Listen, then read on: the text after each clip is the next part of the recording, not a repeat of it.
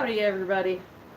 So this is part 4 of the Bargello. Hi, I'm Tiffany and welcome to my quilting life. So before I get started, I would like to say that if you are new to my channel, please go down to the subscribe button. You can also hit like on my videos, as well as hit that little ding-a-ling button, the notification bell, and you guys will get to know when I'm on. Obviously not everybody gets them right away, but it's a notification to tell you that I'm on, or I've made a video or something or another. So yeah, well, anyways, so I'm gonna get started. Today is the cutting up, the subcutting of all the panels that we made. Hello, Sonia. Okay, so I'm gonna do my best. Okay, I'm gonna do my best to I'm gonna write these down. I'm gonna pull a paper over, or pull a panel over here, and then I'm going to take my Sharpie and my little handy dandy papers that I wrote numbers on, and I'm going to, next to the number, I am going to write the cutting number, and then I will just hold it up, and you guys can screenshot it if you are on a tablet or a cell phone or something of the sort that can take screenshots. I don't know what else takes screenshots, so. Hi Diane. All right guys, so I'm going to go grab panel 1 from the top. Panel 1, piece 1, the first top panel. I'm going to grab over here, because they're all laid over here. I don't know if you can see me, but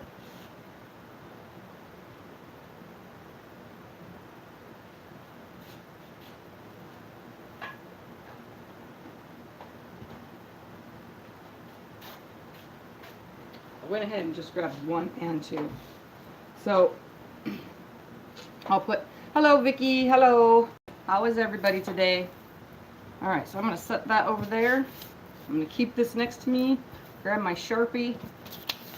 And first of all, this first panel, we want to make sure it's laying nice and flat. So I'm gonna take my piece number off of it for now. I'm just gonna set it aside. And I'm gonna make sure it's lying perfectly flat. So let me turn the camera up and face it down some so that you guys can see. Okay, so I have it nice and flat. So the first thing we want to do is take a ruler, and we are going to make sure that we have, once we cut off this selvage, you know, so about right here. So I'm going to start my measurement from about right here at this selvage. I'm going to make sure that I have 20¼ inches, and I have about, throughout this whole thing, I have 21 inches pretty much. So that is a good thing, because we need 20¼ inches of space to cut. So I'm just going to make sure that it's laying nice and flat, and I'm going to give you guys these numbers, and I will just hold those numbers up to the screen so that you can see, and I'm hoping that they are 100% clear so that you guys can screenshot.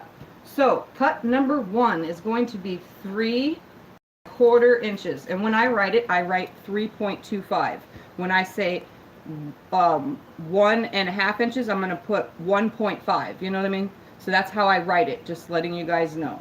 So the first one is 3¼ then it's going to be 3, so I'll write that as 3.0, then 2¾ so 2.75, then cut 4 will be 2.25, which is 2.50, sorry, I'm getting ahead of myself here, 0.5, see, I'm already messing up, 2.5, my Sharpie is running out of sharpiness. All right, let's see, let me go to number 5 is 2.2¼ and number 6 is 2 inches, and number 7 is 1¾ and number 8 is 1½, and number 9 is 1.25, which is 1¼ So I'm going to hold this up. This is for panel number 1, okay? How much lower do I gotta go? That's right there. There. Panel number 1. These are the numbers, guys. My son is trying to hold it steady so you guys can see. So I wrote down on the bottom number 1 and circled it so you guys know that these are the cuts for panel number 1 on the top. And don't mind my scribblies right there, obviously. The number is to the side. And I will later, I'll put all these numbers down in the description after this video is over. Okay? So this is for panel 1. So I'm going to leave my numbers right here so I don't have to keep referring to my little itty bitty eye chart. I'm going to make sure it's nice and flat. And I'm going to make my first cut by cutting the selvage off. It still don't hold any long. Huh? My tire still don't hold air. I was thinking of So taking I'm going to line this up on a line right here on my mat. That way we can get a nice straight line right here. And I'm making sure I get everything, and I'm going to grab my rotary cutter, and I'm going to grab a weight. If you guys have a weight. Oh, and also for those of you who have smaller mats, it's like a quarter or 3/4 of this size, just fold the piece one more time in half. I am making sure that my red is always down to the bottom towards me, that my last sewn piece is down at the bottom, and that my folded piece is up at the top of my tube, okay? Hello, Teresa. Hey, Sinead. Okay, so I'm going to put my weight on here. You and I? Yeah. And make sure that I have it on a number. And I'm going to start my first cut.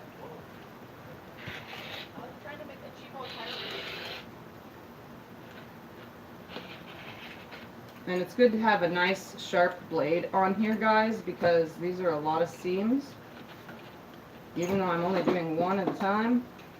So here's my selvage. It's nice and chopped off. I'm just going to lay that up there. And remember, this is piece 1, part 1. I'm just going to pin it right back to the selvage because that way I know what order of number they're in. And I'm going to come over to 3 1/4. So I'm just going to slide my ruler over. And my first cut is 1, 2, 3. And then make sure it's on that quarter line. Sorry that you cannot see up close. Obviously, I'm just lining 3 1/4 up. Yeah, I always use a weight as well. So that first cut is 3 1/4. And then what I'm going to do is I'm going to leave everything where I cut it. And make sure I get all these little threads. And I'm going to slide it over to the beginning of the mat, keeping this nice and lined up, nice and straight. And the next cut is 3 inches. So I'm going to line this up on my 3-inch line. I'm going to put my weight at the top, and I'm going to cut 3 inches.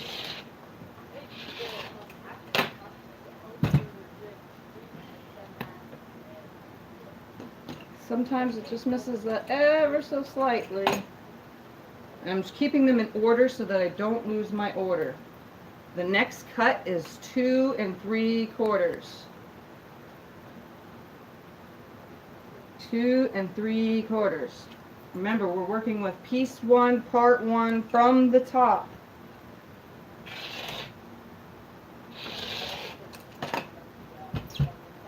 I'm just sliding them over. There you go.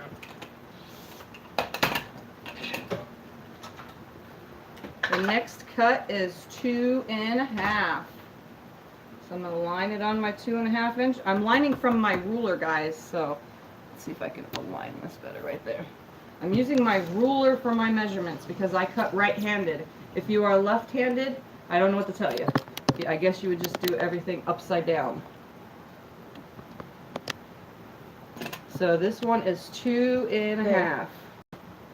You see the numbers and the board. Well, the numbers need to face this way so they can see the numbers. Okay, now I'm going to slide my 2.5 over here. My next one is 2 1/4. 1, 2, and then the quarter line. Line it right up. Put my weight up there. Why do people always do the same designs? I don't. This was asked for me to do. Well, you did this for Justin's. I know. Okay, now the next one is 2 inches. 2 inches for the next cut. We are on cut number 6. Lining it up on my 2-inch line. Put my weight up there. Holding the ruler nice and steady. Here's where they start getting really small, guys. Little itty bitty threads. And don't yell at me for not closing my cutter, guys. I'm telling you, when I'm doing stuff like this, I just don't do it. So the next cut is 1 3/4. So 1.75. That's how I write my numbers down when I write things.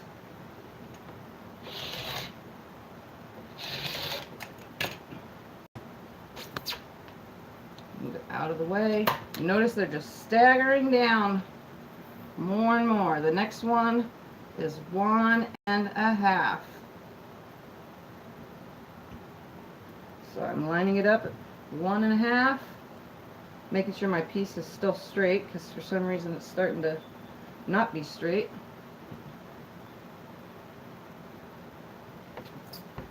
Put my weight back up there, and I can't see comments, go figure. Hi Sandy. Sorry, I'm trying to keep up. So this last cut is oh no, this is the second to last. This is number 8, 1 1/2. Right? Yeah. See, now you guys got me all confused. Yep, that's 1 3/4. So this one's 1 1/2. I knew I was doing something right. So put my weight back up there to hold my ruler. Cutting my 1 1/2. And the piece is starting to get super small. So I'm trying to make sure that it doesn't bend it too much out of the way. And then I'll slide it over. I'm trying to keep everything right next to me, making this so much easier.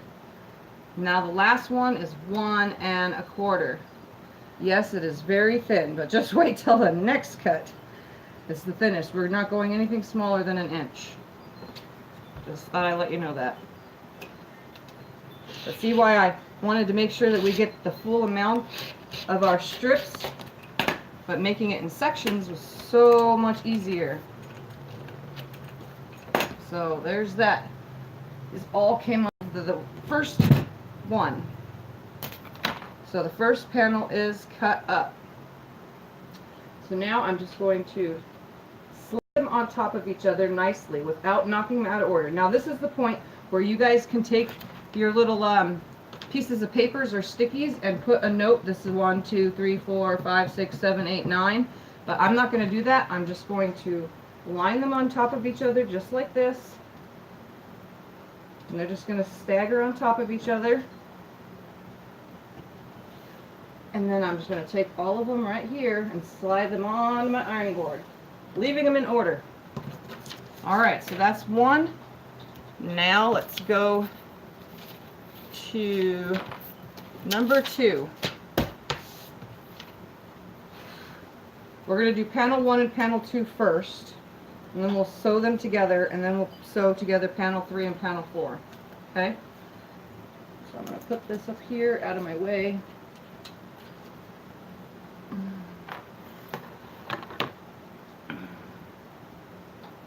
Left-hand cutters.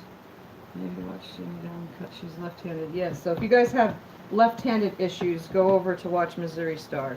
Definitely great idea. Thanks, Teresa. I'm babysitting tonight, but watching. That's fine. I got kids too. Well, they're in the house, but.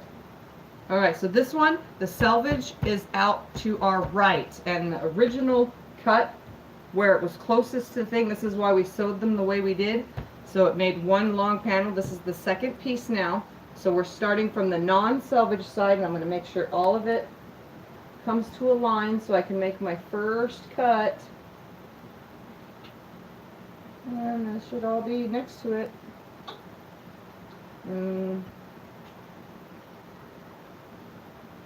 Right, back up a little. Up just a little. That doesn't reach it. That does reach it. Alright. So everything's nice and flat. Let me tell you the numbers.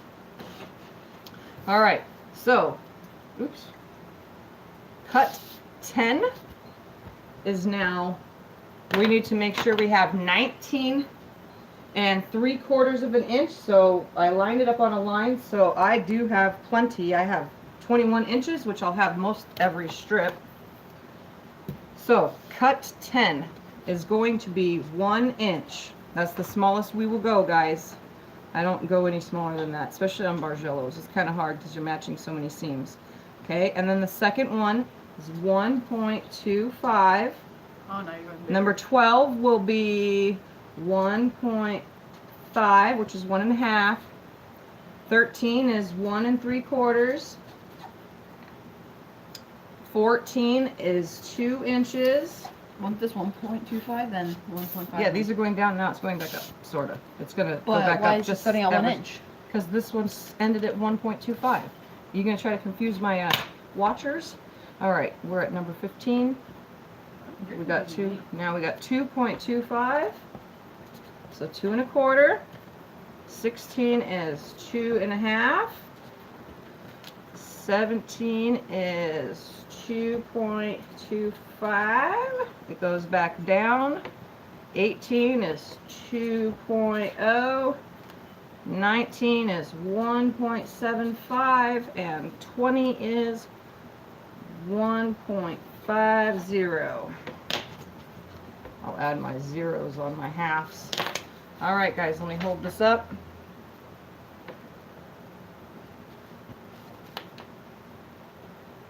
So this is panel 2. I'll circle it down here. This is for the second panel. Right there. And again, I will add all these numbers into the description below later after this video when I have time between kids to write all these numbers down.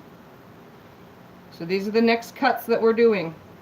Remember, when I say 1.25, that's 1 1/4. 1.50 is 1 1/2, and 1.75 is 1 3/4. That's just the way I write them, guys. It makes it so much easier for me to understand. Oh, really? I didn't even know that. I didn't see that. So I'm going to leave this right here. Hopefully you guys can see. All right. So I'm going to cut my first cut. Let me bring my weight over here. I'm starting on a line, which everything is coming out to. I mean, ever so slightly, but it is. And my first cut is left-handed. So I guess if you are left-handed, you can just go by the numbers on the mat. Because I'm cutting left-handed right now, but I can cut left and right-handed. I'm not perfect left-handed, but I can do it. Alright, so this was from number 2. Just sliding it up there, that's how I know the color order. Alright, so our first cut is 1 inch. Yes, I know 1 inch is really small, but we're gonna do it. And I'm gonna use the line and the ruler because it'll make it just a little bit easier for me to keep it nice and straight at 1 inch. This is the smallest cut. Well, there'll be another 1 inch sooner or later, but 1 inch is the smallest number.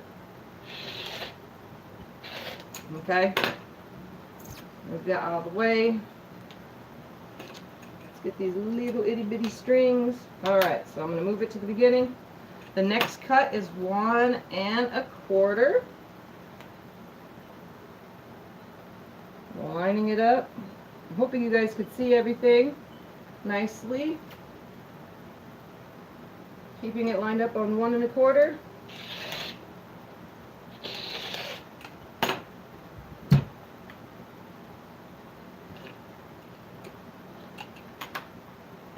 And I'm just sliding them over, keeping them in their row for now. Next is 1 1/2.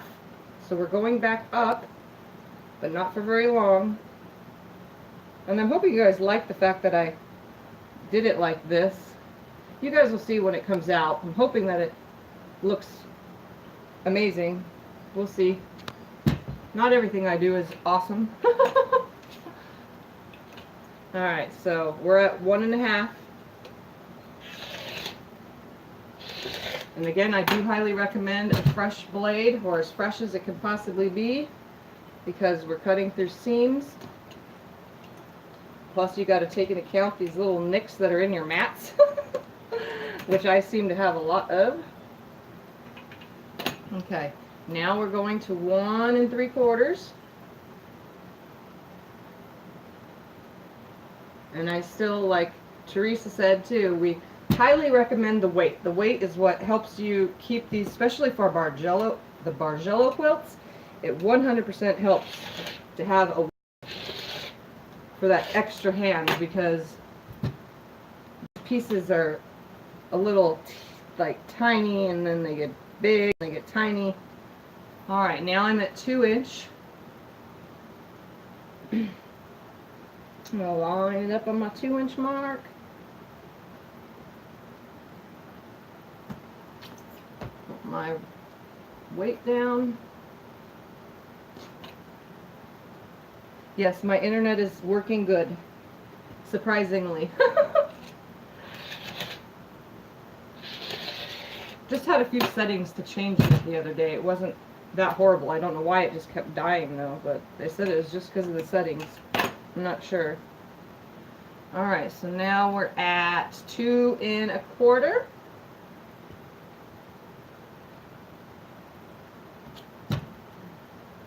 I'm really surprised that I actually did the whole math on this because I had to make the panels work, because every time I make a Bargello, I make it in panels. It's so much easier. Alright, so now that was 2 1/4, now we're at 2 1/2. And if you don't remember, just go back and count the pieces. So this would be 10, 11, 12, 13, 14, 15. So piece 16 is 2 1/2. Just in case if you lose your track, because sometimes I lose track, and you guys already saw that already.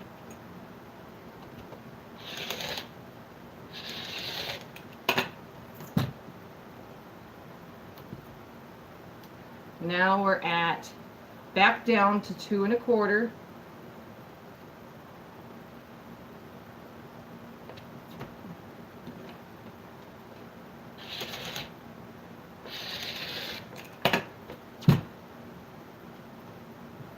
Oops.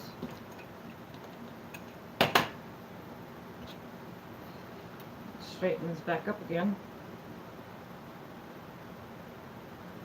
Now we're at 2 inches.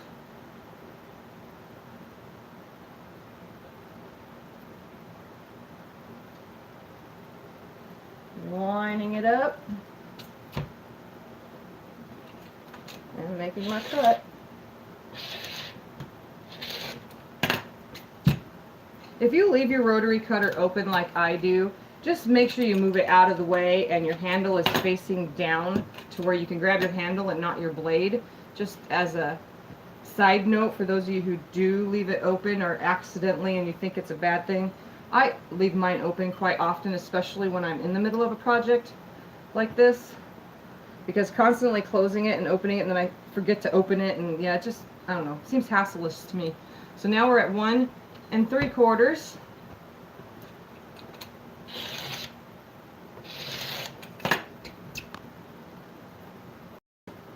And then 1 1/2. And you'll notice there's probably a little bit in here to get a little sliver if you want. But I'm not going to worry about it. We'll just put it out of the way and do something with it later with a scrap project. So we're at the last one, 1 1/2 on this section, and then we're going to start sewing these together because we still have another section to cut up for the whole top itself, but I'm just going to lay that out of the way. And these ones I'm going to leave right here, and I'm going to take that first section. I slide my ruler, I don't know if you guys can see over here on the ironing board. You're going to have to move, CJ. Why? Because I'm coming over there to sew. So I usually use my ruler and I slide it under my pieces, and I pick them up and I take them over to be. So, can you turn that camera? Do that. Makes it so much easier. But I never see you do it. All right, guys, so let me lay these out right here, and the sun is going to turn the camera around. Oh, you want this unplugged? Unplug that. All right, can you see my sewing area? Sit down. Yep. I want you to be able to see me. Well, I want you to sit down so I can see where you are. All right. Oh, your face is gone. Or do you want your face in it? I want my face in it, at least to my hairline, but I want you to be able to see this. And don't mind me. It's like 85 out here. I'm sweating. I got a fan blowing on me. 85? It's hotter than that. It feels hotter than that, but it's not hotter than that. We live in Havasu, Mom. Your hair, I'm gonna have to Be drop careful up there climbing with the rotary cutter like that. That's when you have to be careful, is when the kids are climbing on your desks. All right. Voila. So. Yeah, you can barely see what you're I don't doing. need this up here. Is the light from the door in the way? That your face, it's like your face is gone, but I can barely see the thing that you're doing. Well, you need to angle it down. You can see what I'm doing right here. It's just fine. So I'm going to grab piece 1. I need my chart. Which one? The one right there, that big huge piece of paper. No, the big huge one. And this is what we're going to do. We're going to do this from the sewing area. So I'm on the top. So this is how we work this. All right, piece 1 starts with this as the second piece. So we're just going to take it apart with the seam ripper at that first original fold. So that first fold, because it goes a solid and it goes the color and then the solid. So I just go about every other 2 or 3 stitches, yank them out. I wish you guys could see what I'm doing, but you can't. Not that close, at least.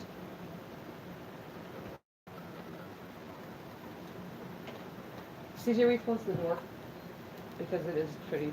It's creating a behind me shadow. CJ, please. Try and protect your stuff. Or behind you, shadow? Yeah, but it's the light from the door.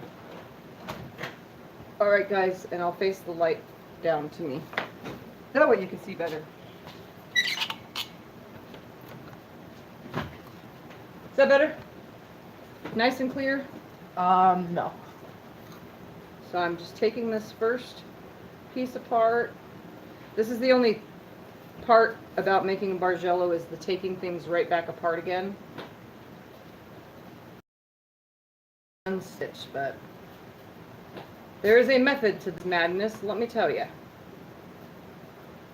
You get it right the first time? Yeah. Alright, that's your come apart. So I'm going to lay this in front of me, and I know that this red is my second piece. So I'm going to take my next Diane piece, solved the problem she was having. and my red needs to go up 1. So I'm going to take and line that red as the next piece right here. I don't know if you can see it, but if you fold your thing out of the way, that's how you'll get it. If you can see, starts as the second piece. Now the red is up as the third piece. So I'm going to take it apart at that orange.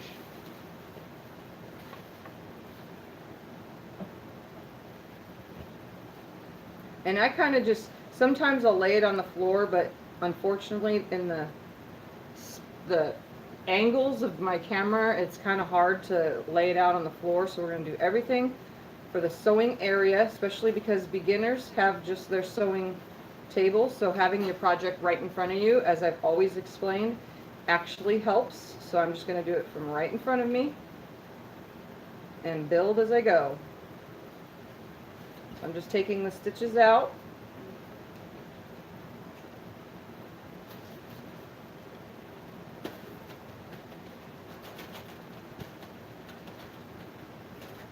And Michelle, if you're watching anytime soon, thank you for this seam ripper, because it works so much better.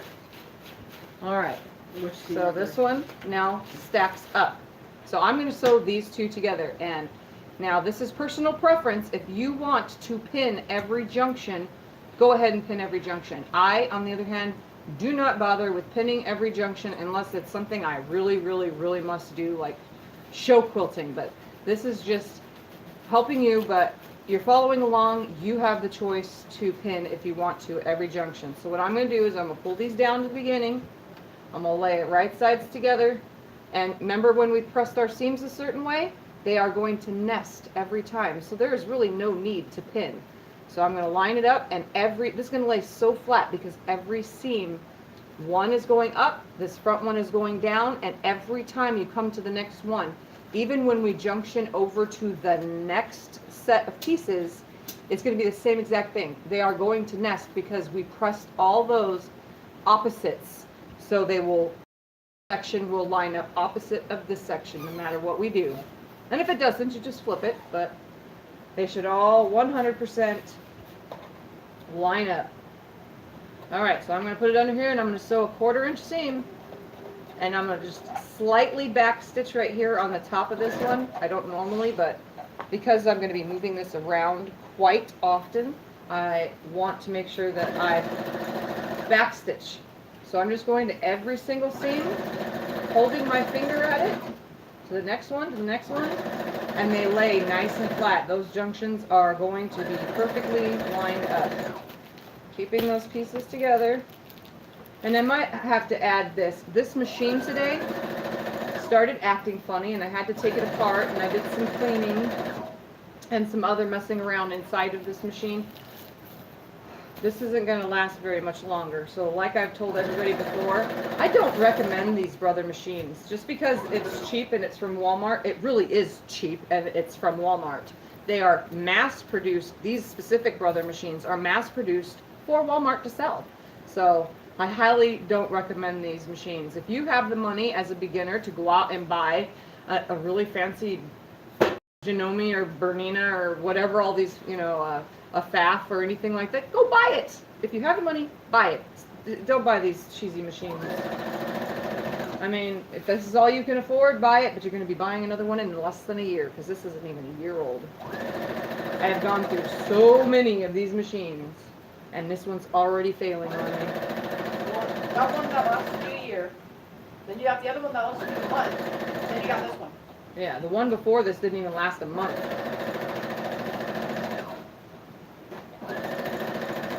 And I sew a lot, so my next machine is going to be a machine that can handle my surplus sewing.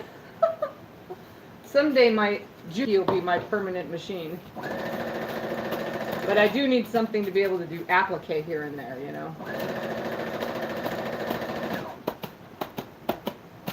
Yeah, Baby Lock, that's a good one as well.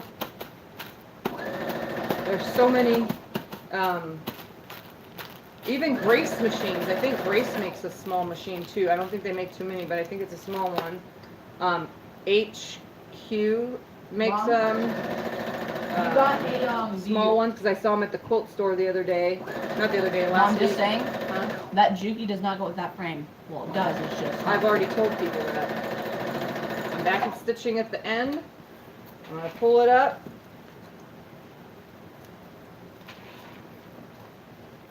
Can you put your piece closer to show it nest? Oh yeah, let me open this up real quick. I'm just going to use my pad of my finger on this. I'm not going to use the scraping part because it's now subcut, so they're on the stretchy seam right here.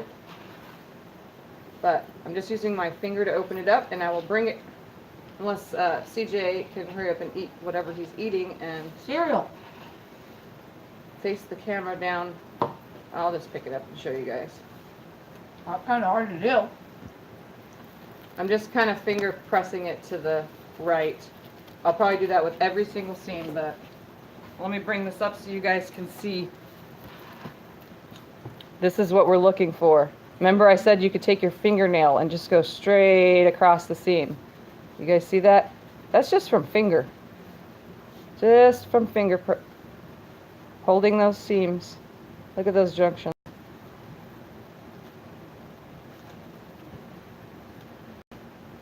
obviously in the blues and purples. When they come together, you can't tell, but you will when it starts going. See that? So far, I haven't seen one that's completely... Oh, this one's off just a little bit. Well, not really, actually. I'm just looking in the camera wrong, because it's right there. Go straight along. Oops. I got stuck on something. And that one. This is...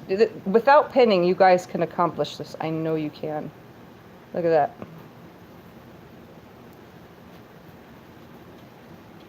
I didn't even know to pin when I was a beginner, but then I didn't have good seams back then either. But still, I haven't since, and only if I absolutely have to, then I pin, but I mean, they come out amazing every time. So, alright, watch out, buddy. So now we're at the next piece, so I'm making sure that the reds are closest to me. I want the reds closest to me, so I'm going to come over here and I'm going to grab this next piece underneath here. And we're going to put this red up here at the next one up. So it's going up one. So I'm coming down and say, oh, okay, this is the one I'm taking apart. So I'll fold it. And this is the one I'm taking apart. And the smaller the piece gets, the more you won't even have to rip the seam. It just like tears. So you got to be very careful with your seams. That's why I stitched it at a 2, because you could still unstitch it with the seam ripper, but they won't rip as bad. As long as you get them sewn together and don't diddle with them and just leave them sitting there, then they shouldn't fall apart, you know?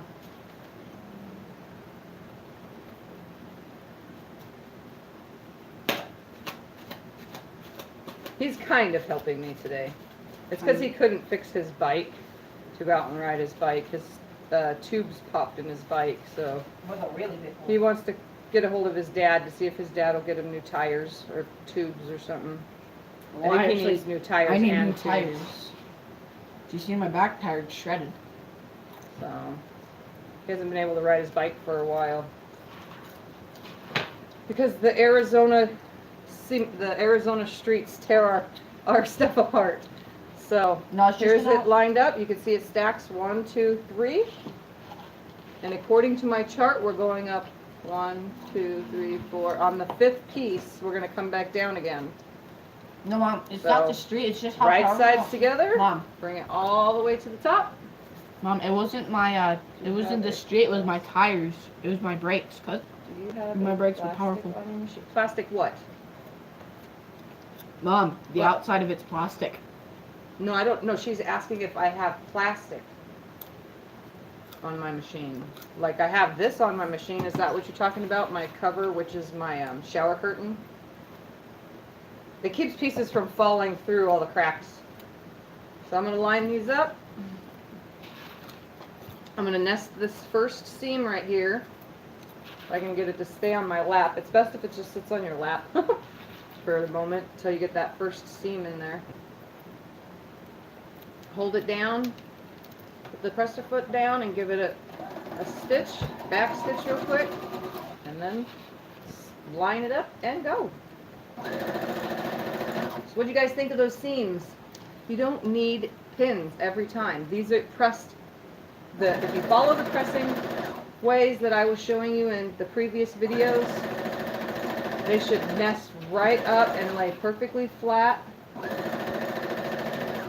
And if you have your 1/4" seam on every single piece and your 1/4" seam is the same throughout the whole entire thing, none of your pieces are going to be smaller or bigger than others. It'll line up just right. And I'm just going to the next one, holding it down.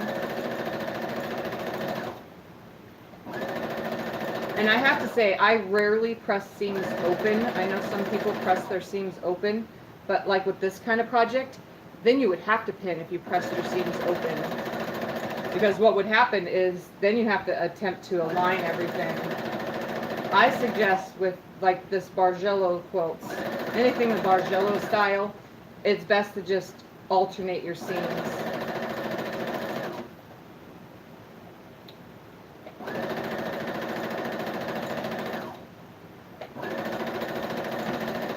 Some of them I don't even have to hold. They're just laying there really nicely.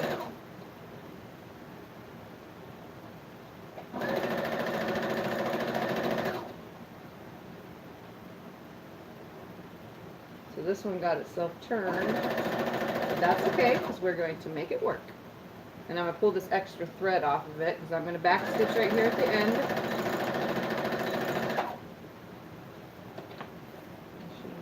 Be sure it has a metal frame on it. So yeah, what's going to happen in reality is I'll still purchase dumb machines like this, but I'm not doing brother no more. I'll get a Singer or something that has a bazillion stitches, and then my Juki will become my permanent piecing machine unless I'm doing applique. So yeah, that's what's going to happen in the future because I'm going to put something else on my frame. So I'm going to come back up here to the top, and again I'm just going to give it a pad finger press, just the pad of my finger to the right. So I'm just kind of like holding it and flattening it out really with my fingers. I'm not finger pushing or anything. I'm just using the pad of my finger to lay it nicely. That way when we get over to the iron, that it lays nice and flat. So I'm going to keep it where it's right here. The rest of it's up there, falling behind the desk. I'm going to grab this next piece. I'm going to move these water bottles because I'm not going to be able to get too far with them in my way. And I'm going to find my red. Your color is whatever color your pop color was. Now I'm going to align it up right here. Next one up. I'm going to come down and say, okay, this is where I'm taking it apart, right here at this purple. So this is where it's going to come apart. A little expensive, yeah. I'm going to be looking into them soon. I told the hubby he was out here when I had to clean the machine up and fix a little couple things on it. And then tape it all back down here, so now half my tape is falling off. But he was out here, he heard it. It started doing the same thing the last one does. It sounds like it's going to lock up. But I cleaned it up, and you're not supposed to actually oil these machines at all. They are self-whatever maintaining machines. It says in the book, do not oil, but I actually threw some oil in on some areas that move around quite often. And since this machine is what I would call heavily used, it could sure use it. So now I'm going to do this, lay it right here, and make sure every piece is the next one up. So I'm going to put it right sides together, all the way to the top.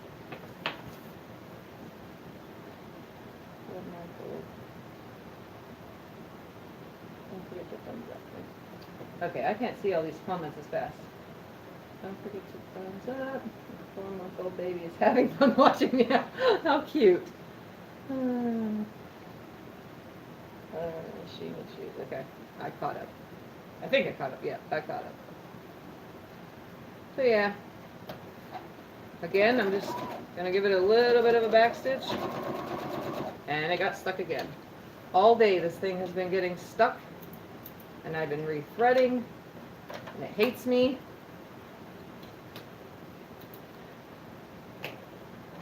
And to think, I have other projects that need to get done.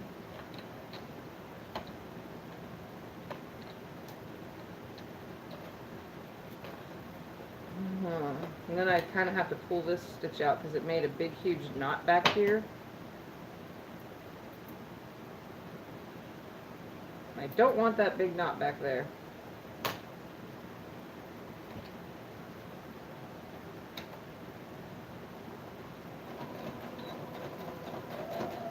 Alright.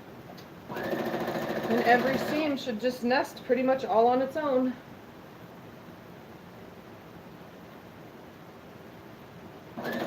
I just hold them just because it makes it easier. And I don't pull or tug either. I just hold it nicely. Sometimes the presser plate lifts the seam. If it's a certain way, it'll lift it and turn it. Just turn it manually if that happens, because that just happened right now.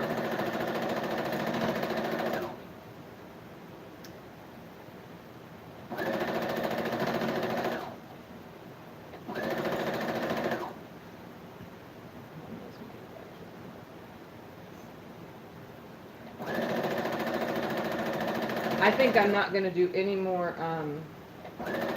of these kind of machines, I think what I'm going to do is someday it's just going to be all industrial machines. But I don't know if they make industrial machines that have, like this one has the alphanumeric stitching. I don't know if they make industrial ones that are semi-industrial that have that. I'm sorry, I'm super hot in here today.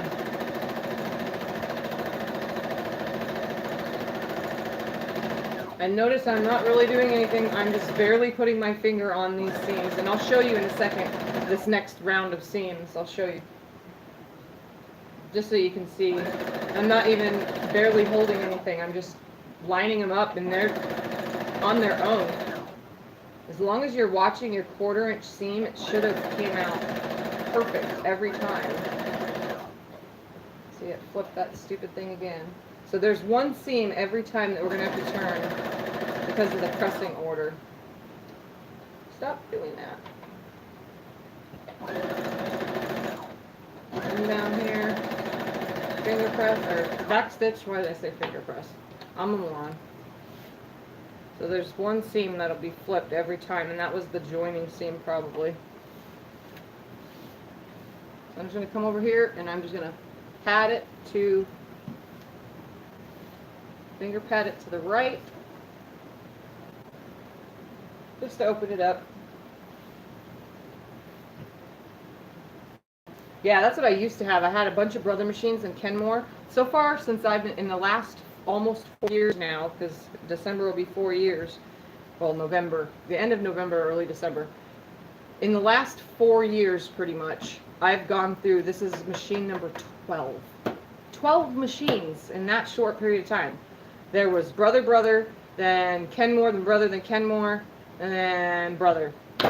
But they were cheap and we can't afford much, so. Again, this is what we're looking for. I wasn't even really holding my finger. Look at that.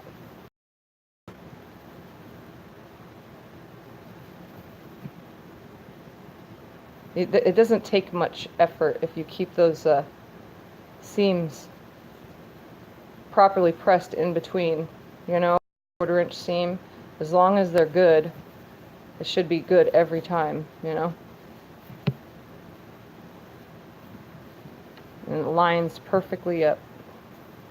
And that's what we're looking for. And if you're not perfect, it doesn't matter because it's your project, you know. So, all right. Again, I'm going to lay this with the red closest to me. I'm going to grab my next piece from under here. And I'm going to find that red, which is always going to be the second one, and I'm going to align it up. So let's see, I'm going the first one, 2, 3, 4. So this piece is the last one that's this high, for this section at least. So I'm tearing it between the blue and the purple. Like I said, the smaller they get, the less seam ripping you have to do. They just come undone pretty easily.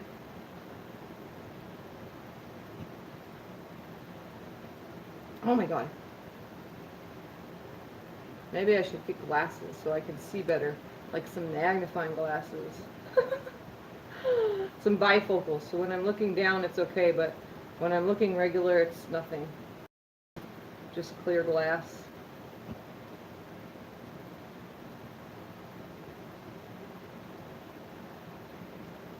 I find it easy to just do it this way too, sitting at the machine instead of getting up and down and going to the next piece that's laying on a floor, trying to keep them in order. I think they're in order next to me and just pulling from the bottom, coming over.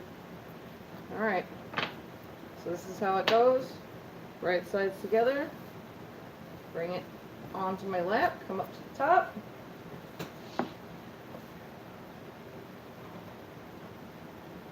Lining this first seam up, nesting it so that way it lays nice and flat. And I'm just going to give it a little back stitch.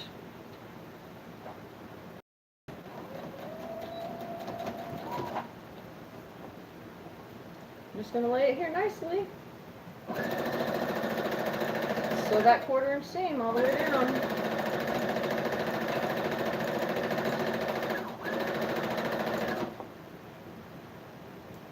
your pieces are laying flat on top of each other, that should also work as help to keep everything aligned just right.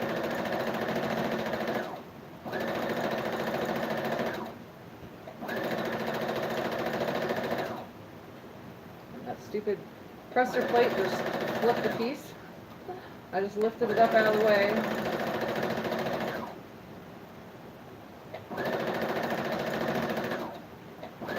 But if you need to pin if you feel the need to.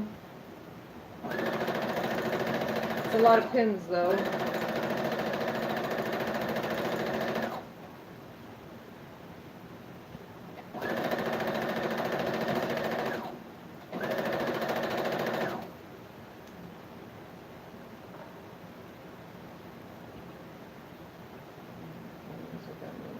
Because of the throat space. I actually have glasses. I wear glasses when my eyes get blurry, but my eyes aren't blurry. My vision's probably just compensating because I'm actually peripherally blind. I think I've told you guys this before. So I don't see to the sides at all. Like I could see light and dark and like shadow, sort of. Like this is like a shadow. If I'm not looking with my eyeballs over to it. So, oops. Quick back stitch. But yeah, I'm peripherally blind, so sometimes my frontal vision tries to compensate for not having side vision. Again, I'm just going to pad press this to the right. Slide my pieces over just a little.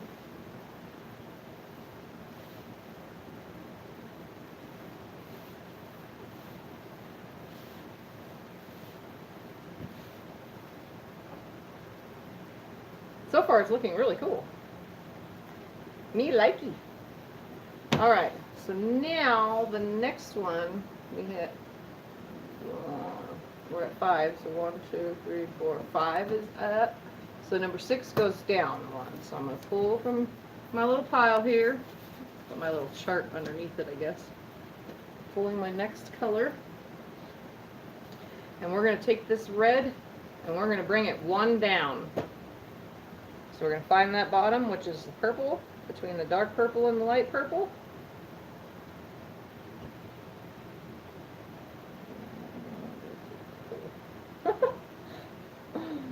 I'm doing it, no wonder it's looking cool. You know, I thought about it, like my husband asked me, since people have been asking me, and sometimes he sees me opening my emails, because I get a lot of emails, by the way, guys. He sees me opening my emails and he's like, well, if they're asking you to write a pattern, why don't you just write a pattern? And then, well, some are saying, well, you could write it and sell it and you can do this and this. And I'm like thinking to myself, well, that's a hassle though, because to sell it, you actually have to have it copyrighted. How hard is it for me personally to get a copyright on something? Because first of all, you got to make sure nobody else has made it. Like I've wrote tons of things. I wrote one pattern and made it, and it turns out 6 months later on the market was a pattern. Like, and it didn't come out because you could see the release date of the pattern. I had already made it, and then it came out. So everybody that's a quilter has thought of something someone else has thought of. They've just changed a measurement or two, you know? So I'm like thinking, and my husband's saying, well, why don't you try and see what you can do about writing patterns? Because I do, but I just figured maybe somebody will see me in my videos that does it for a living and wants to just buy my idea off of me. I guess. I don't mind teaching them for free. To me, like this, anybody can make this. That's why it's for beginners. You know? I don't think I want to get into the hassle of being like a pattern writing person or whatever it's called, a designer.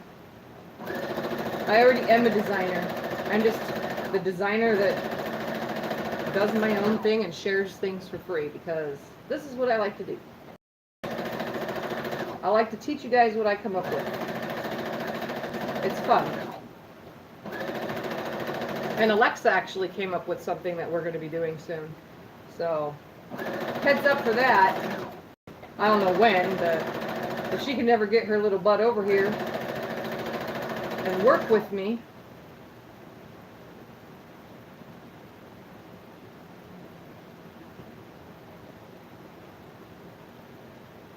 I think people have done that to Sewspire. She does, like, makes it and teaches it.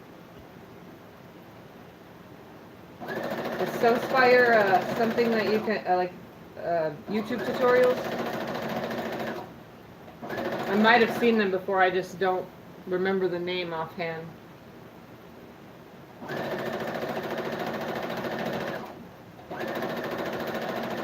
So she writes stuff of her own and teaches it, and then people go out and make it and sell it without saying anything to her or something?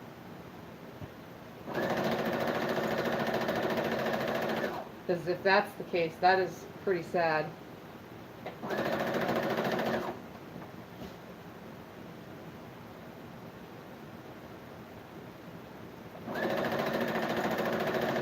And sorry it got kind of dark for a second. The overhead light just turned off. That's my notice. It's been on for before you guys I came on, but that's my notice that I've been doing this for an hour. That I've had the light on for an hour now.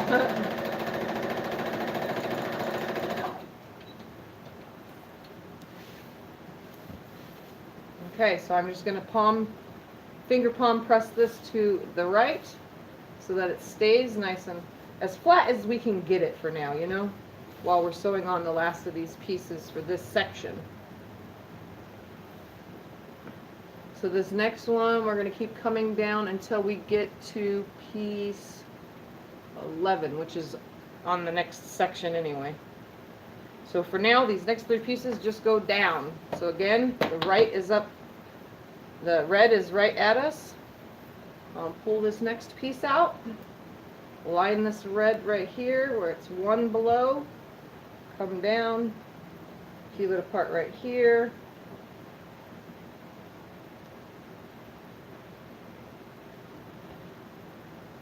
Personally, I prefer sitting here and doing it.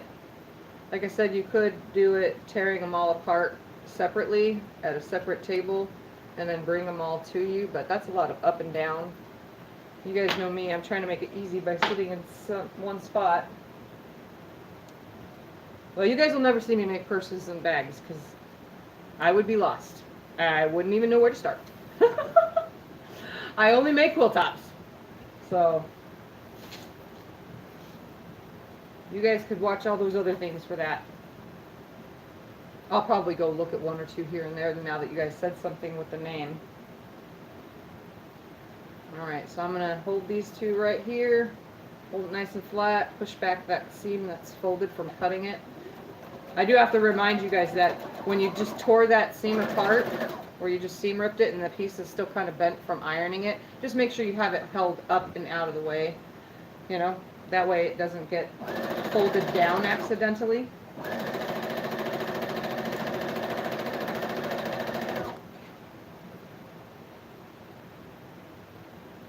See, making these in these panels like this, I feel is easier to put the whole project together, you know?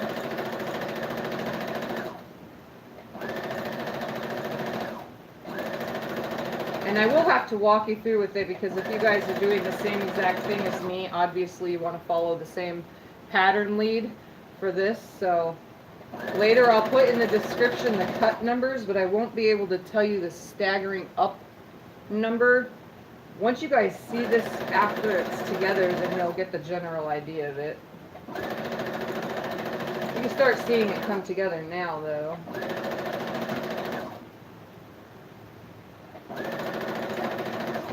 I could put the stack up and stack number down, I guess. I don't know if you guys know what I'm saying, but start stacking up till number piece whatever, and then I'll start stacking back down to piece number whatever, because I actually have that written down on my little pattern that I wrote.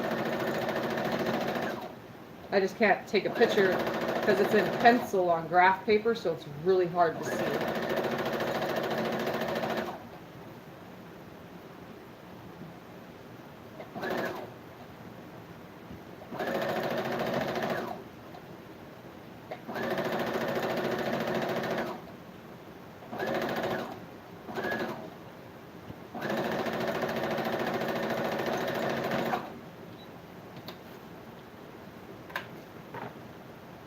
My fingers got eaten in the machine. There we go. The smaller the pieces get, the harder it is to palm press it to the right, but do your best to do so, because we'll take this over to the iron. That way we can iron them in small segments. It makes it a little bit easier.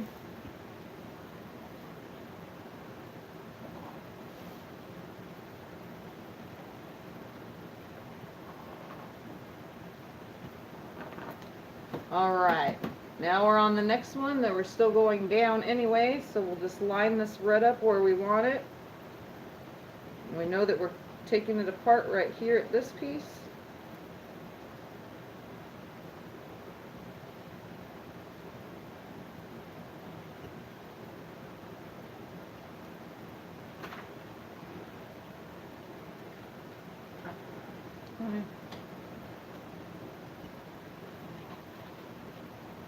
They come apart so much faster this way.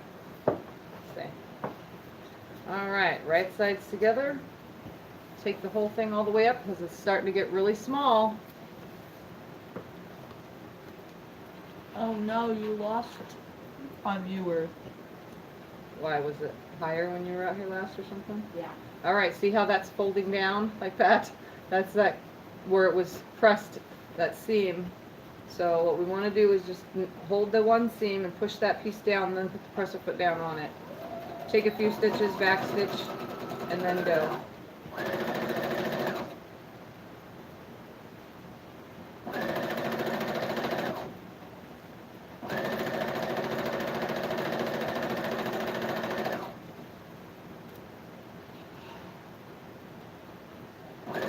I'm kind of making sure that I hold these ones because the piece is a lot smaller.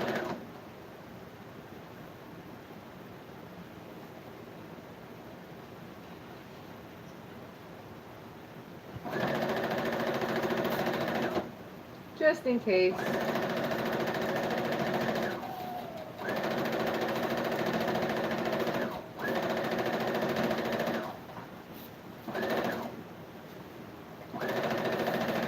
Try not to pull on these seams because they will come apart. The smaller the piece, the more chances it has of falling apart. That is one thing you have to be very careful of. Just laying them nicely is the best thing you can do. It's just such a small piece. Once it's stitched though, it should be good.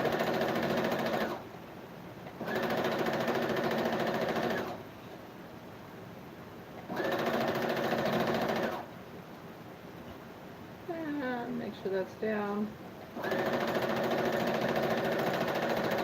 a little back stitch.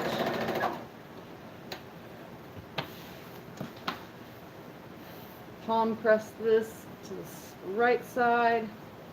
And see, this one starts because it's got pulled on accidentally. Like I said, these smaller pieces are just a little bit harder. I'll give it a little bit of a finger press because it's such a small piece.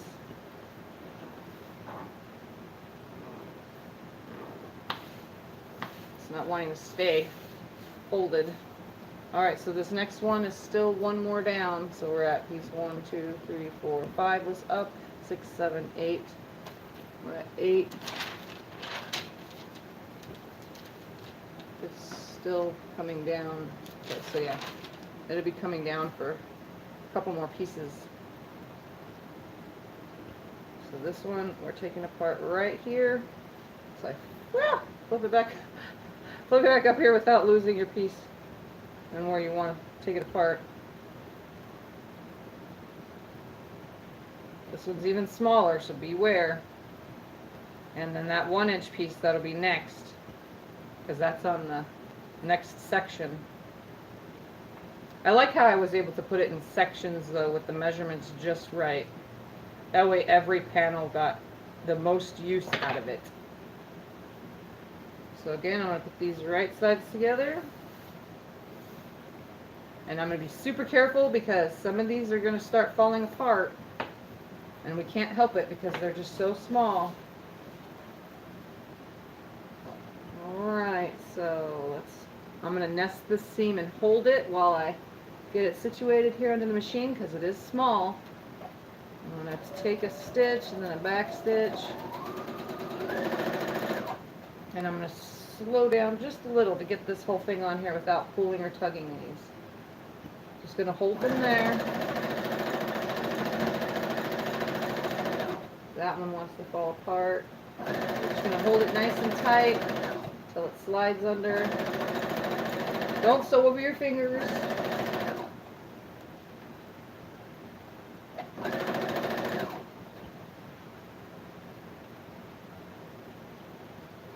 What's the arrow for, Diane?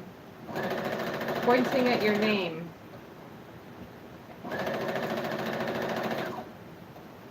Don't forget the thumbs up. Yeah, don't forget the thumbs up. Is it a bad thing if people get thumbs down, though, honestly? Like, I know it was bad that I got copyrighted for my music in the background, and that's considered a strike against me.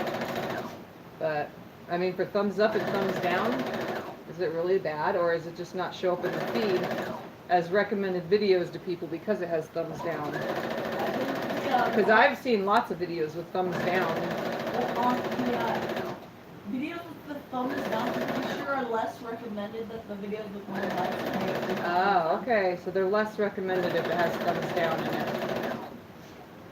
So if you have like an amount of likes and previous likes, Just don't give me a thumbs down if I say something wrong.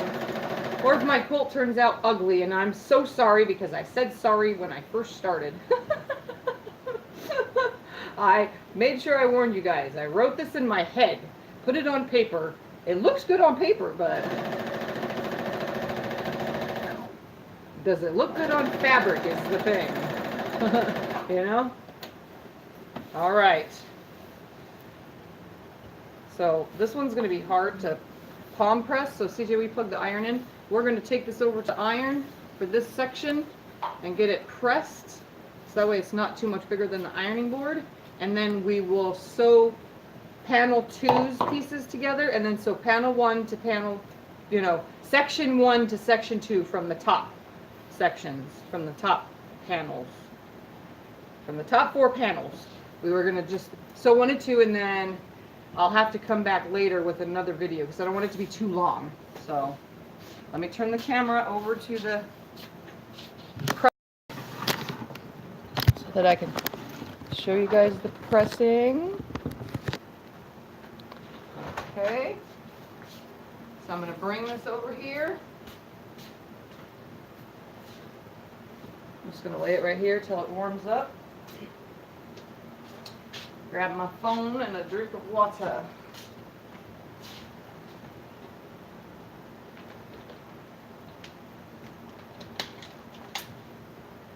Okay. Feels hot. So everything that's on my table, I kind of need to move out of the way just ever so slightly so that I don't knock anything over or off the table. Because that really small 1-inch piece, and I'm going to flip it so that I can press upward.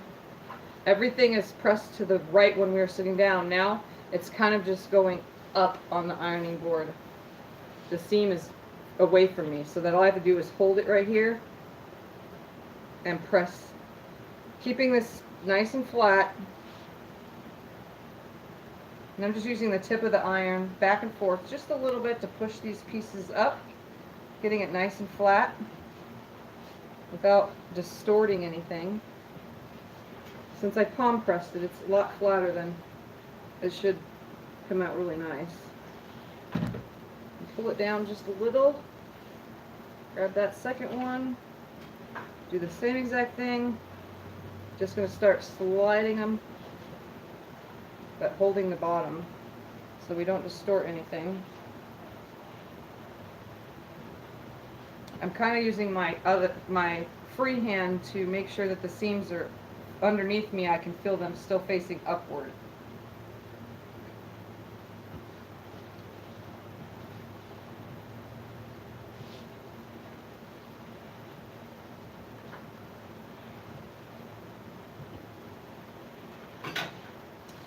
Pull it down towards me a little. Just keep making sure all these seams are going up. Don't let your iron cord grab your pieces either. So that's what mine is trying to do. Keeping them nice, and if you need to use, steam, use some steam.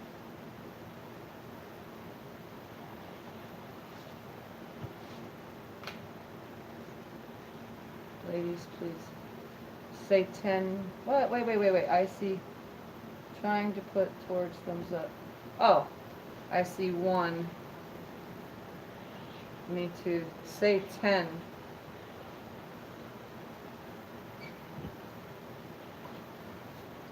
A lot of my beginning videos don't have thumbs up or anything on them. People have done it afterwards, but... Okay, so I'm going to steam right here at this little junction because it's so small. And I kind of recommend it because it is such a small piece. You want it to lay as flat as possible.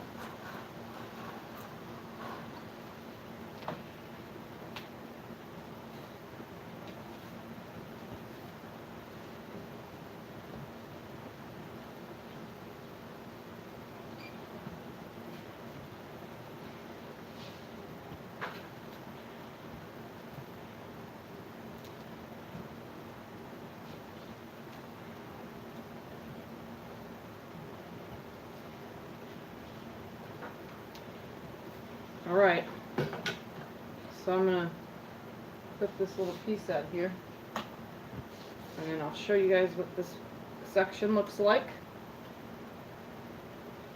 You'd think that 2 jelly rolls would get you something bigger, but let me tell you, these 4 panels, like I said, it's not going to be very big. So, let me turn this so you guys can see.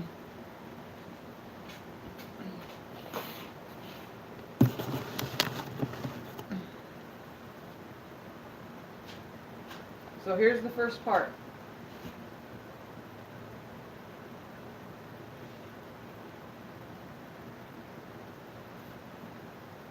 So I'll just lay it right here on top of this so that you guys could see.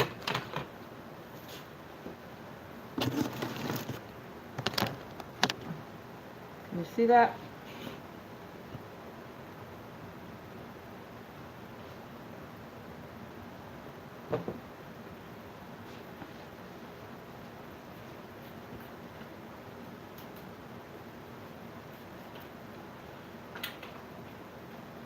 There we go. I turned some lights on for you guys.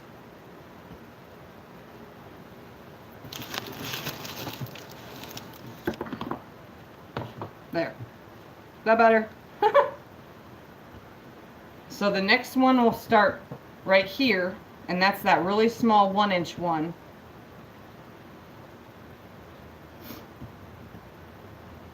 Alright, so what I'm going to do is unplug the iron because I don't need it right now.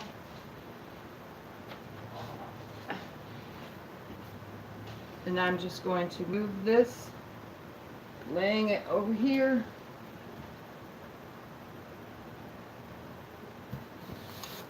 Carefully moving these pieces over again. Because now we're starting with a really tiny piece. I'm going to do the same ruler trick. I'll slide my ruler underneath like this. I'll lift it up, and I'm going to take it over to my sewing area, and I'll meet you guys over there.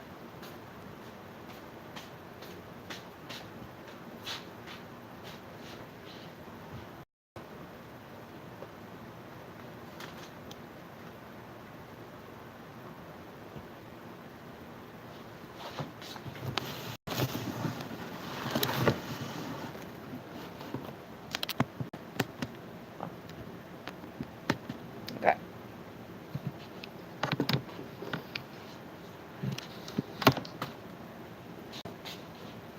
So, lifting my ruler up, get that out of there. And these are sitting down. So I'm starting with this last piece over here, but what I'm going to do is I'm going to stagger these on here like this so that I can give myself a little bit more space.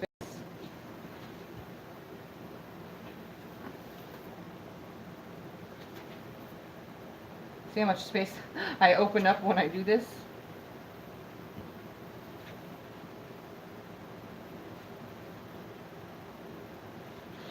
So I'm going to slide them over now.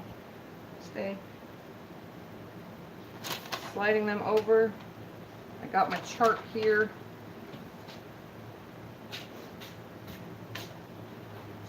And the panel so that we could start sewing to it.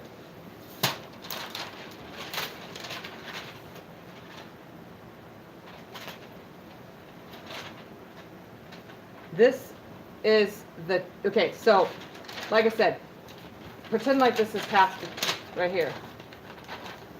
The top section has 4 parts. 1, and then another one will be 2, which is this, and then the next one will be number 3, and then number 4. The bottom section is going to be the same exact thing, same exact numbers, and the placements will start differently, but it's 4 panels also. So this is why we did it in sections, to make them so much smaller, easier to work with. But I'm just going to go ahead and keep sewing to this panel to make it a lot easier so that you guys can see what's going on. And then I'll stop for a little bit, take a break, and then come back with the next section of number 1. We're still working on panel, what I'm calling panel 1, which is the whole top panel. It's in 4 pieces, but I'm going to create one big top piece, and then tomorrow we'll start creating the whole bottom section, okay? So I'm just going to lay my little chart right here underneath all this so that I can see. So yes, this is panel 1, section 1. It's already done. It's already here, but I'm going to start adding section 2 to it. I'm just going to build to it. So I'm grabbing my little 1-inch piece, the hardest one to work with. I'm going to put my red up so I can see it. And this one's red comes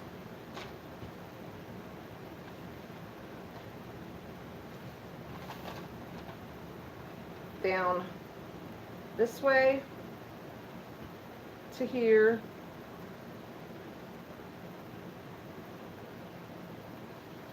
Trying to make sure what number I'm on. 1, 2, 3, 4, 5, 6, 7, 8, 9. 9 is back to the beginning, and 10 goes down 1. Starts with the A. Okay. So it's coming apart at this red. And I need to plug this guy in. I didn't even realize I'm dying. I'm dying, guys. I'm telling you, this phone don't last very long. You still alive? Yeah, Okay. I'm almost done with this section. If I can get it to stay. Alright, so this one's coming apart right here.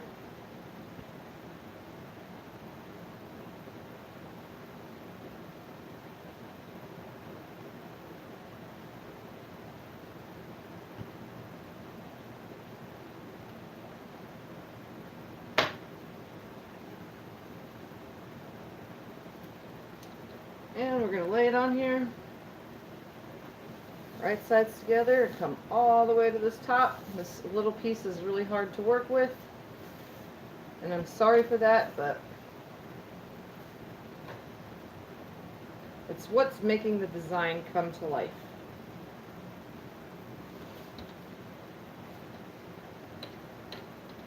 It's so small, it's hard to fit under here, but if you have your 1/4-inch seam set properly. And again, I have a tangle. Are you kidding me?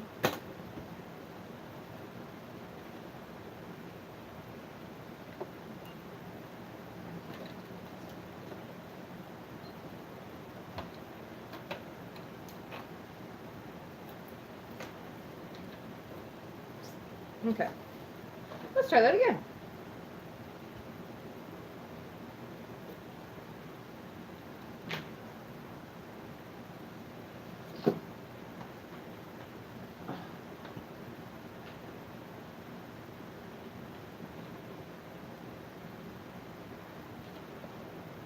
Like I said, it's a really small piece, so just line up that seam real quick. Line up the top. Make a quick little back stitch. If it doesn't tangle like mine has been doing all day. which sucks because this is such a tiny little piece.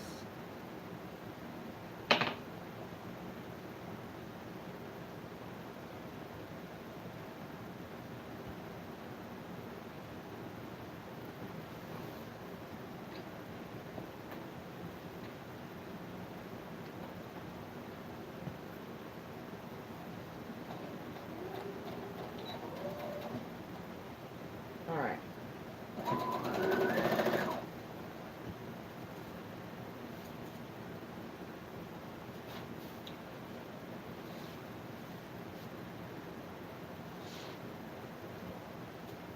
So yeah, I hope I answered your question.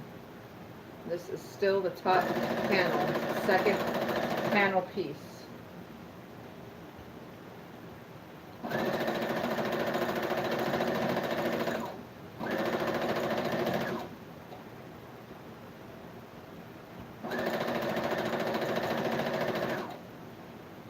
And this one, I didn't even keep track of my own pressing instructions. Just remember that they're opposite.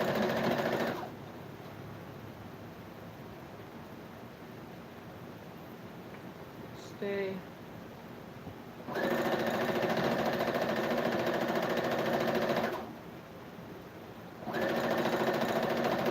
Just keep that 1/4 inch because this is such a small piece. That's all that matters is your 1/4 inch seam and nesting your seams.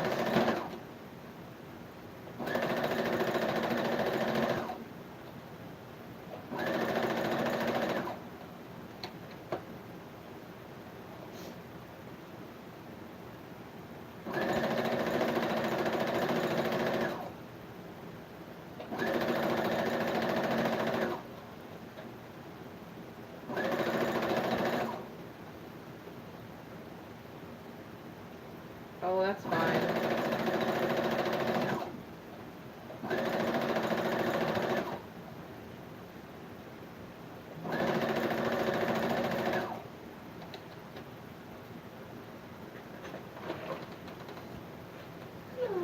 Hi, Bubba.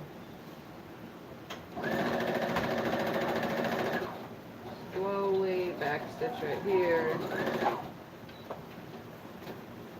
All right, so I'm just going to open this because it's not going to stay very well. I'm just going to do my best to line things up. This little piece is going to be really hard, guys, to press open. So what I'm going to do is just finger press down here at the end so that I can at least see my colors.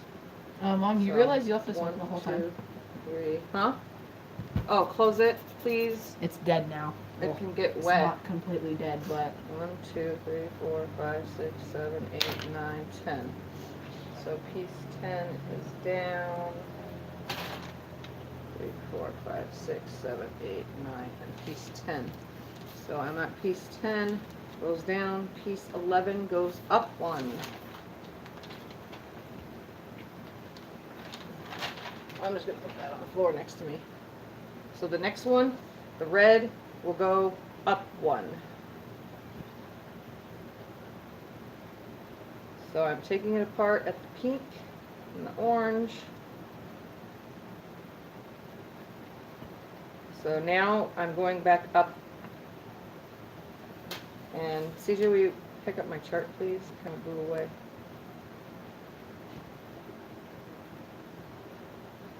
where?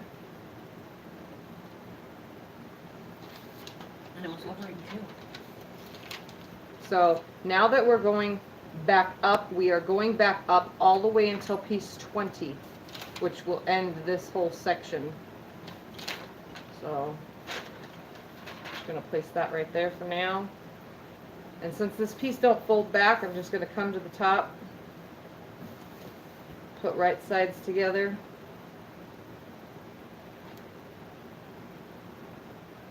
I'm going to nest these 2 seams real quick.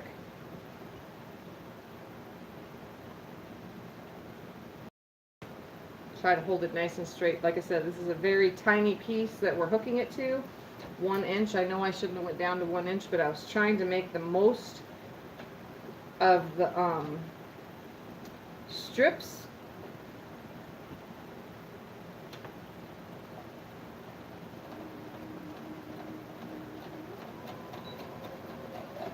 Okay. So I'm going to hold that in place, trying to hold this piece open at the same time. If you really want to pin this one, you could probably pin this one, and it would work just fine. Just to hold it open, honestly, is what you'd be pinning it for, because it's not going to hold itself open. Try to give it a little bit of a finger press, but it's not really wanting to stay.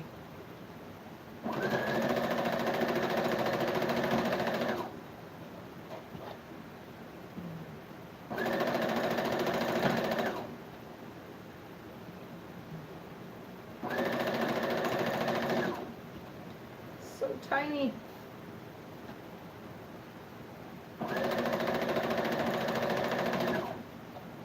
Now that the piece is 1 inch, all you're going to see is a half an inch of it. Seems like a waste, but you know what? It's going to look amazing.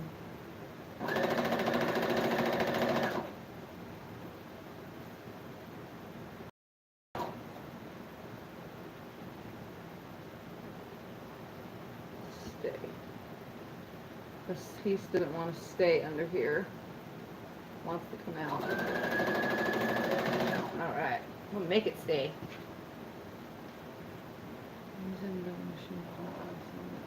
Parts are screwed to plastic and then vibrates and vibrates. Yeah, I know. My last one though wasn't from vibration. When I took it apart, it literally, it was because it seized. The other one of these, it literally seized up, as in the hand wheel or nothing. Nothing moved. It was 100% done. And it was like a month into using it.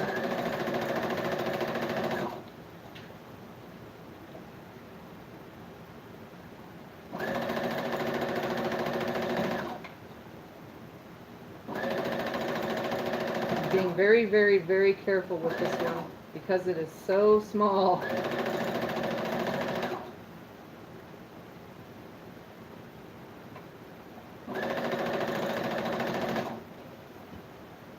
And I'll actually go and press this real quick too.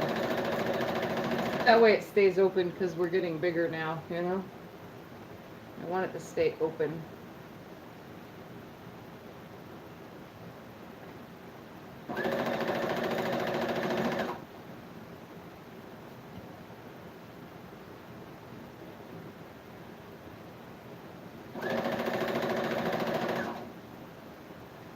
So tiny.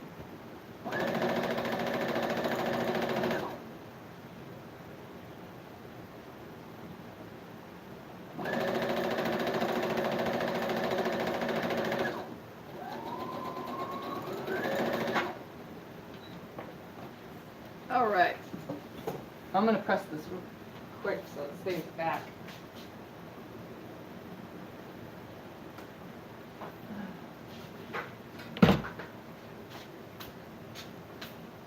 All right, give me 2 seconds, guys. Let me press this and I'll be right back.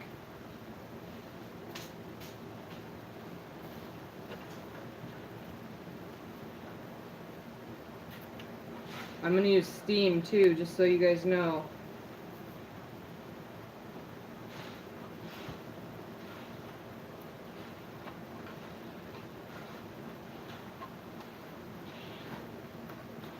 I just want these little pieces to lay right while I sew the next ones on.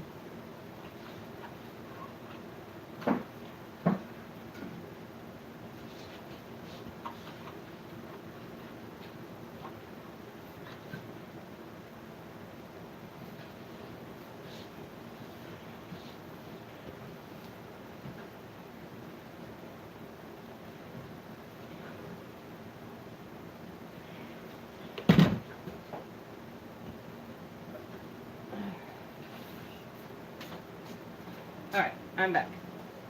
So we got that really tiny piece in there.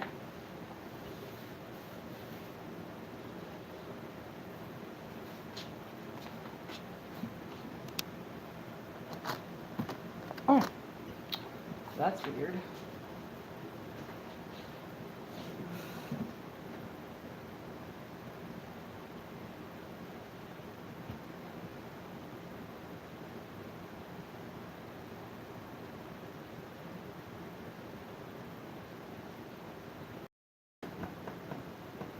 Alright. So while that's loading, we are going back up anyway. So I'm just going to grab this. Because the other, my other screen is not on. So. And I'm going to find my red. And the red is next to me, so I'm going upwards. So I'm taking apart right here at this junction.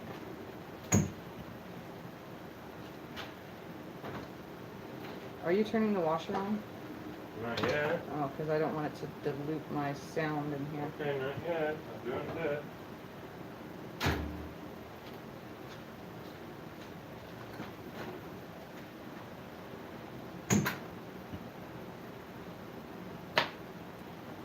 Grandmother's here. I think it's okay. No biggie. Alright, so right sides together because we're going up now. With our bottom pop color is going back up.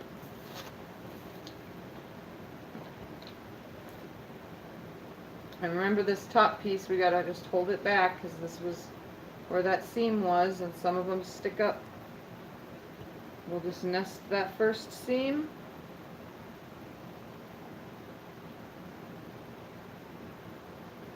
Hold it, lay it down,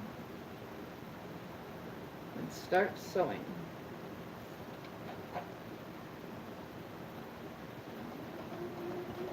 The back stitch.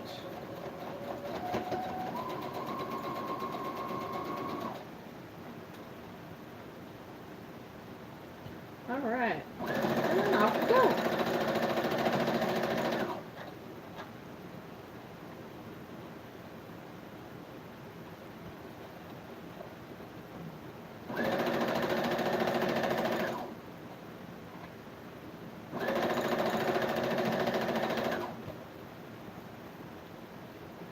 Stay nice and straight.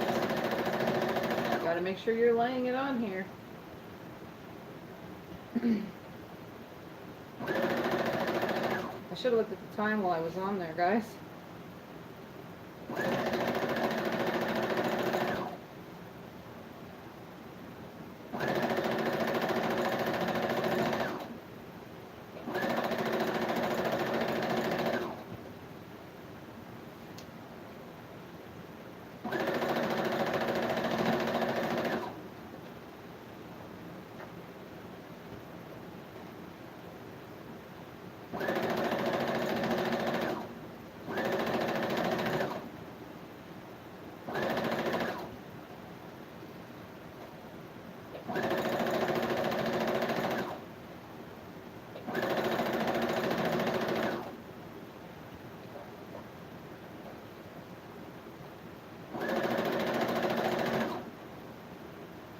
So how's everybody's day been? Is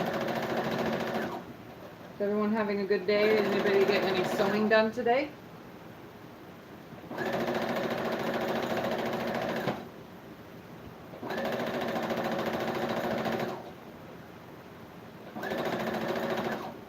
So I gotta line this bottom up because it's kind of hitting things up there. Give it a quick back stitch. Alright, and what I'm just going to do is I'm going to palm press this for now.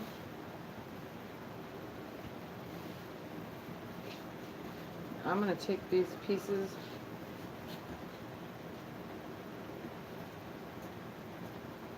out of the way because unfortunately, hi Tracy,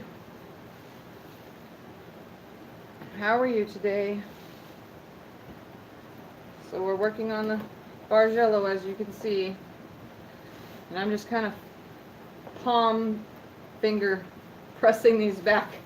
They don't stay very well.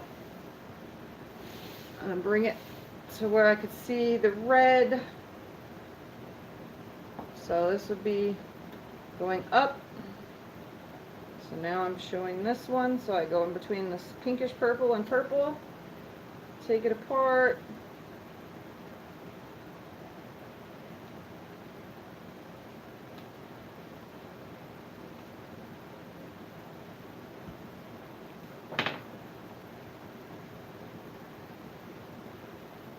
Make sure it's where it's supposed to be just in case. It's always good to check more than once before ripping, but hey, you know, this is me. Alright, so making sure those pieces go the way they're supposed to.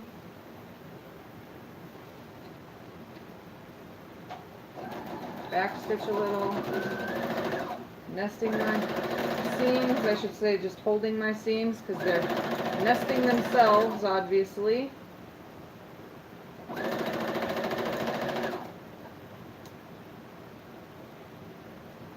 Just keeping them right sides together, sewing that 1/4 of an inch.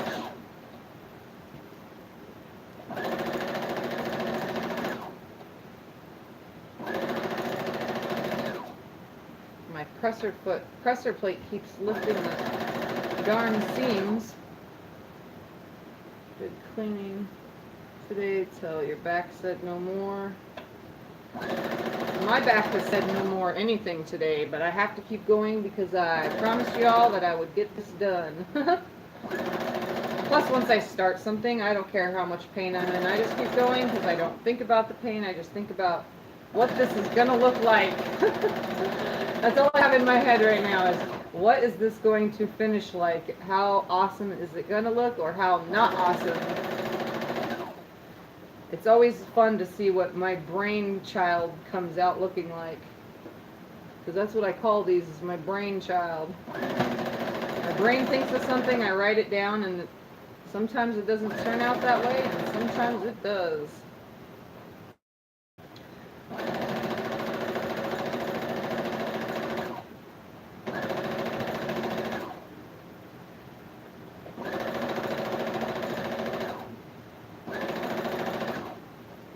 Didn't get to sew, but cut more strips. Fun, fun!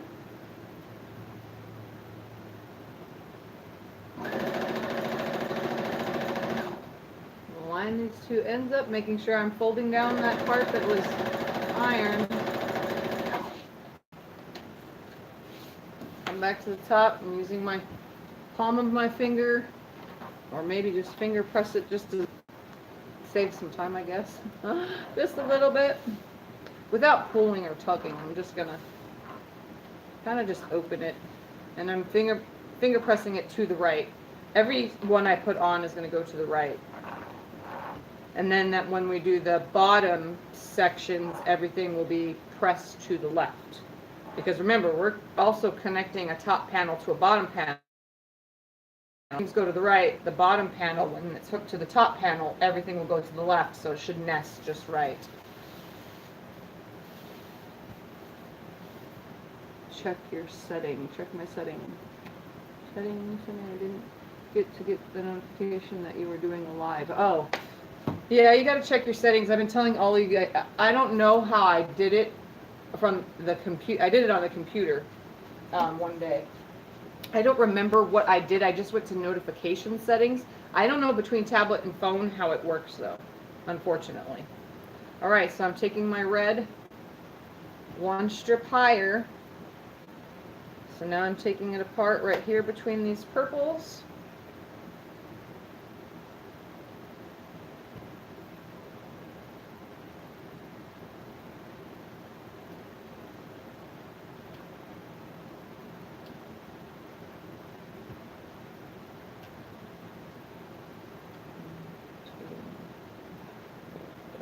Six, seven. I have 7 more pieces to sew on.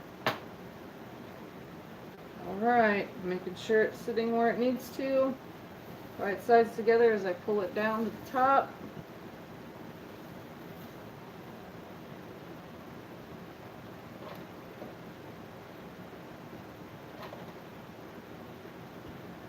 Nesting that first seam, making sure I fold down that little folded piece because it was hooked into a seam, so it's got a little bit of a fold to it.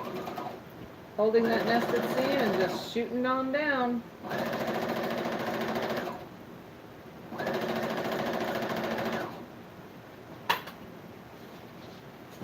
These colors match my shirt.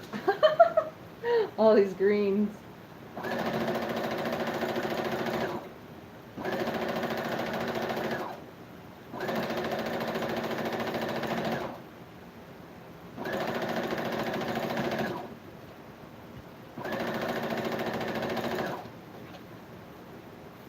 trying to keep this project as flat as possible. So there's the plus side to have ironed it, is to keeping it flat helps. So if you want to get up and press it in between every strip you add, I 100% am okay with you doing that, because it needs to stay flat, especially when you get to the really tiny skinny pieces. You need it to be as flat as possible without bowing your piece.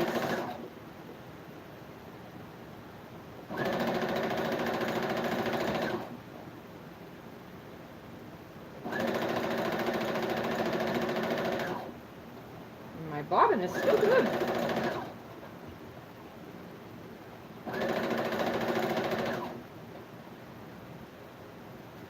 Yeah, I think I realized that.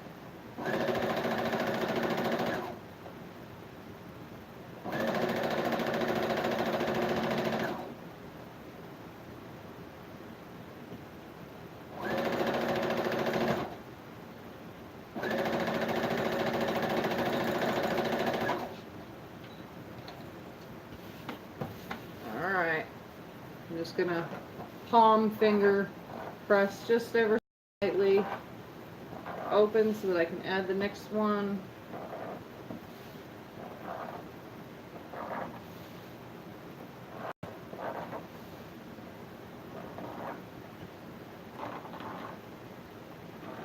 Alright, so I'm going to lay it here, grab another one, find my pop color, which is red for me, line it up.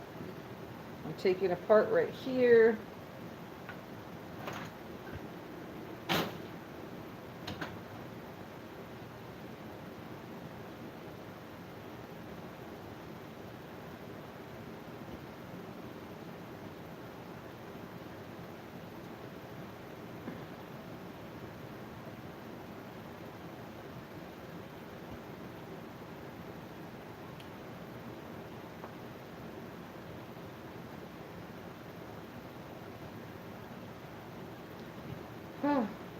I think all seam rippers hate me. I'm telling you. Alright, that's where it needs to go.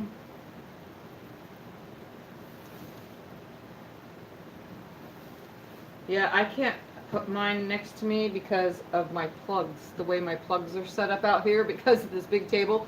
In my garage, you guys would be surprised, there is only the one right here, the two for the washing machine, and one on that side of the garage. That's it.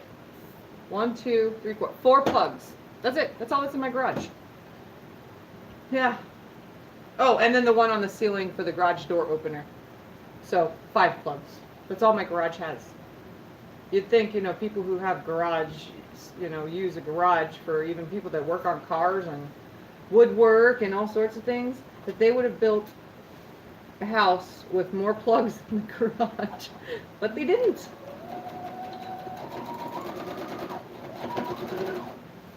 All right, going down this piece.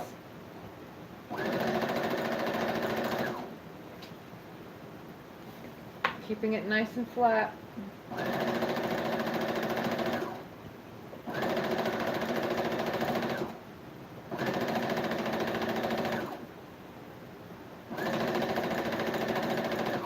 Yeah, and every plug that's on this side of the house has an extension cord hooked to another extension cord hooked to another extension cord.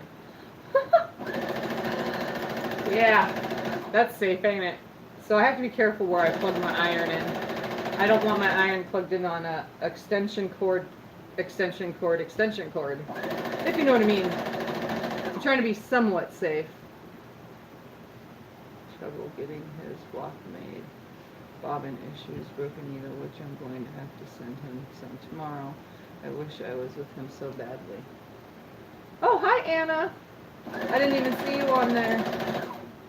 And sorry, Teresa, about your grandson not having so much trouble and you not being able to be there. Why don't you send for your grandson to be with you?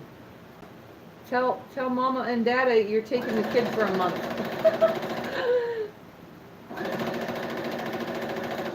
Then you can just sew with him at your house.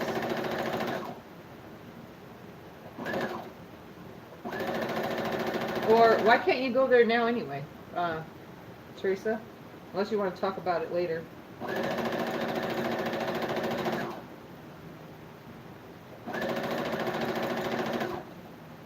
For another visit.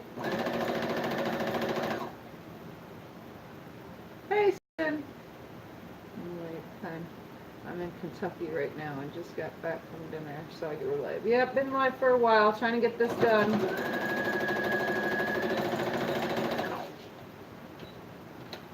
Making sure I'm walking everybody through the whole process of where these pieces are being placed and the sizes to cut everything.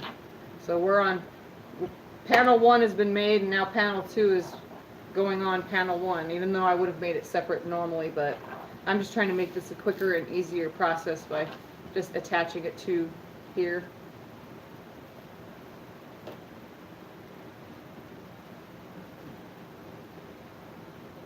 And I'm just finger pressing it to right, sliding it up so I can see my reds. Grabbing another piece, finding my red, holding it up to the next spot, coming down. So now I have a blue sticking up. And these are just going to keep going up through the rest of this pile, I think. So number 20, I think. It keeps going up until 20.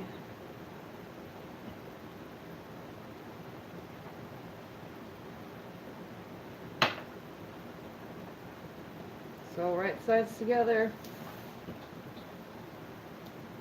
Why, thank you, Susan. Just wait until we get the whole thing together. Then you can tell me if it's awesome or not.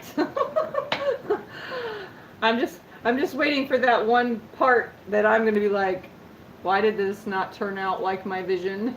Oh no! I wouldn't have taught it though if I would have thought too bad of it. So I like the way it's looking though. It looks really good. I love these colors. Like I made that table runner, didn't realize that these were the same fabrics as the table runner, and these have been sitting on the, when I was in my room, these sat on the dresser that whole entire time. When I chose them, I was like, what? They match.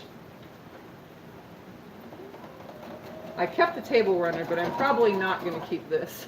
This will probably go in my Etsy shop. Depending on how it turns out. Because if it is a big pile of crap, then it'll just be a donation quilt to a family member or something who don't mind my crazy wackiness. Nah, it shouldn't be too bad. It's the pop colors, that's the problem. It's hoping that they line up in the places that I designed them to be.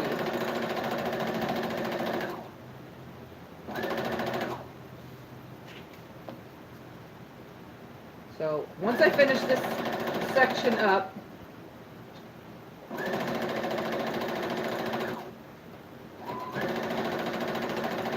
then we'll press it and hold it for you guys to see. And then I'll tell you about the next section, but we'll do that in a video later.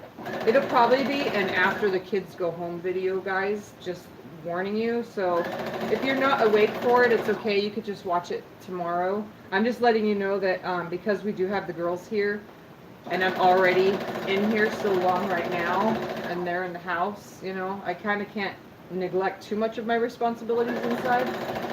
Even though my husband and son have it, you know, they got it, but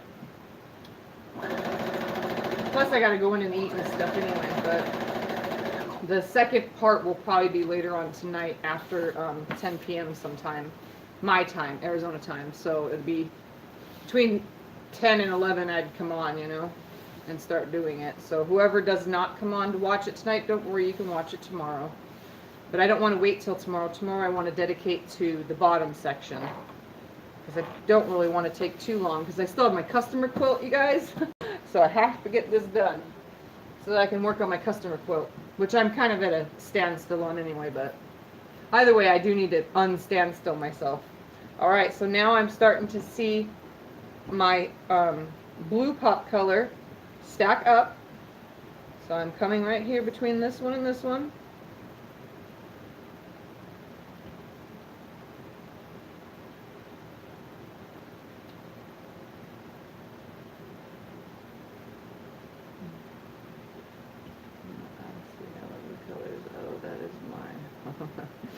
need to watch the other videos so I can see how you cut these. The cuts for this section, for all that I'm putting together,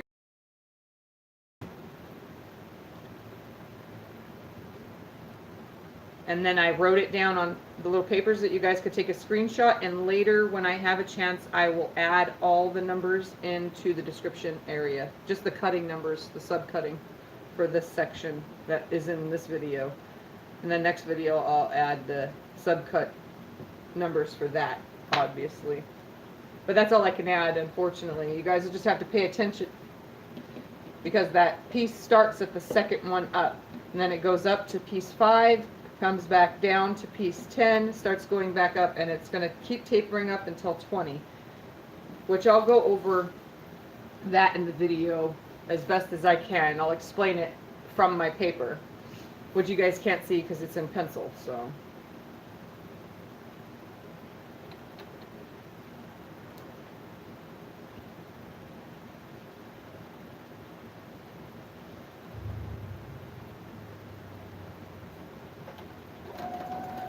And back stitching just a little. And again, for those of you who really feel the need to pin, these are just lining up so nice. And you saw when I was showing you guys those seams, they are still lining up exactly the same every time. So these seams are, because we pressed the way we pressed, they should be laying perfectly.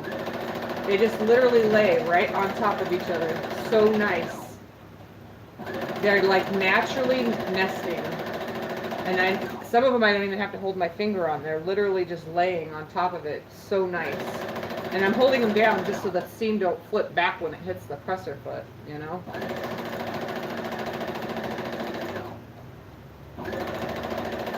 Those are for the seams that are facing that way.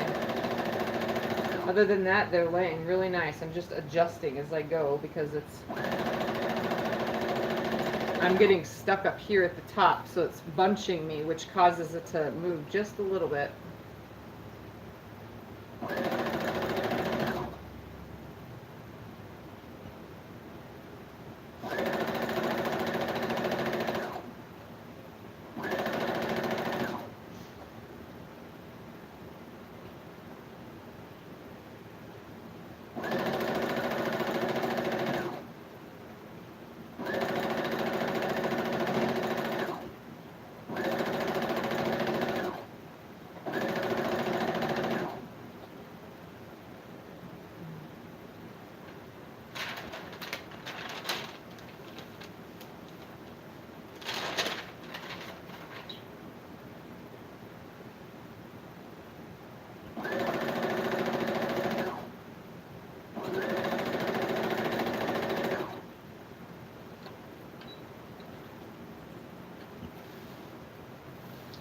What a dork.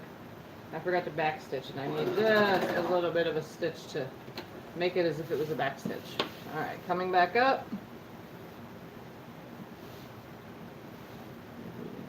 Cincinnati Kingdom, Lexington for the day, and went to Keene to watch horses run.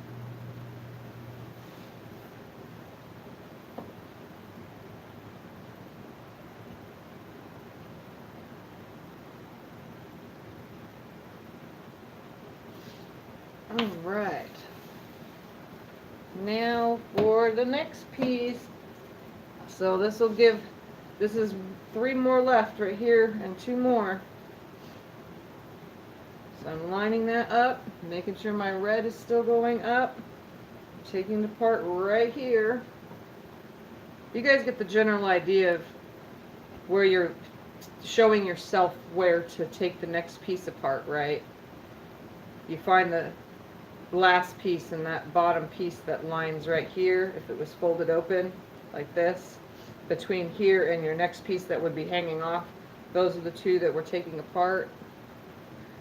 Just kind of wanted to make sure that everybody notices that that's what I'm doing.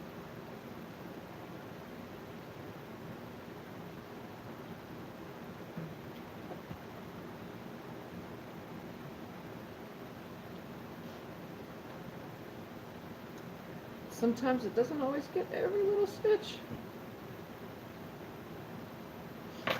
Okay, right sides together.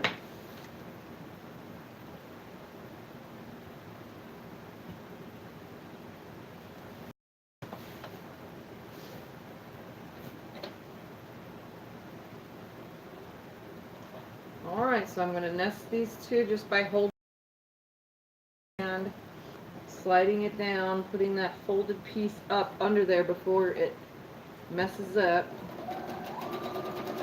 Putting a slight back stitch and go all the way down.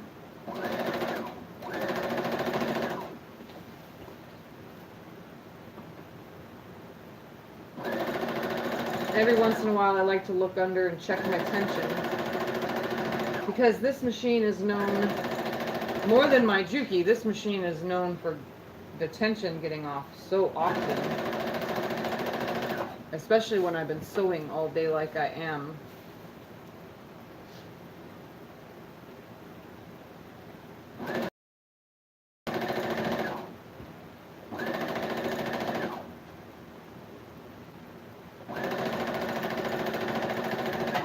Give me a second, I'm going to open this door.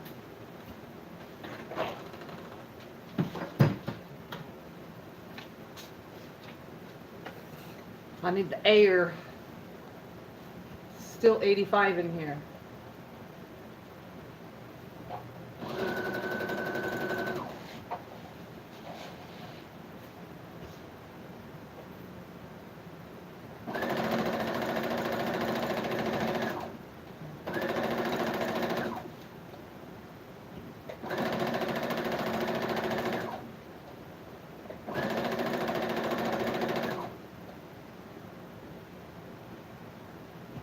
Isn't that where they have the quilt, the big huge APQS quilt shows every year, you guys?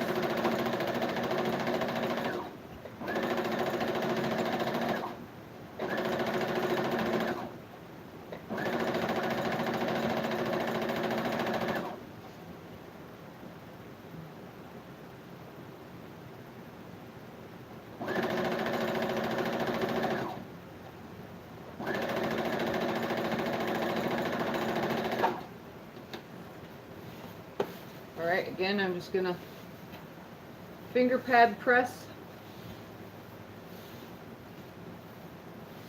without stretching.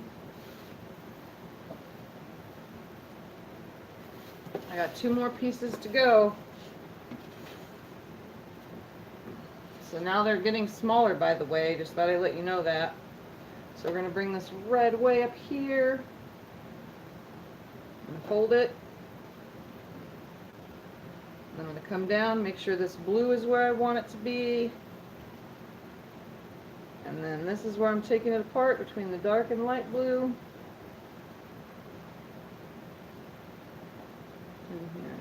One of them, they also have a quilt museum. We're going to the Houston Quilt Festival. When's the Houston Quilt Festival? I don't even live anywhere near any of that.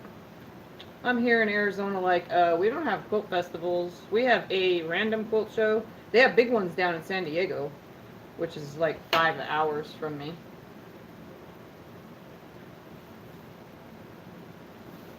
And I don't think my husband would want to go spend all day at a quilt show, though. Usually my girls go with me to those things. Well, my girls don't seem to be too interested too much. Alexa is, but she has barely any days off, so... That teenager is working her butt off so that she can get her own apartment.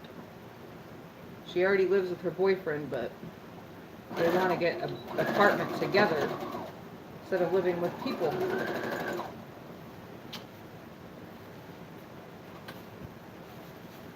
Yep. It was at only 106 yesterday when I was on, so... Got 3 new ones since. I'm pretty sure it's just going to keep going up. My new goal is 500, so.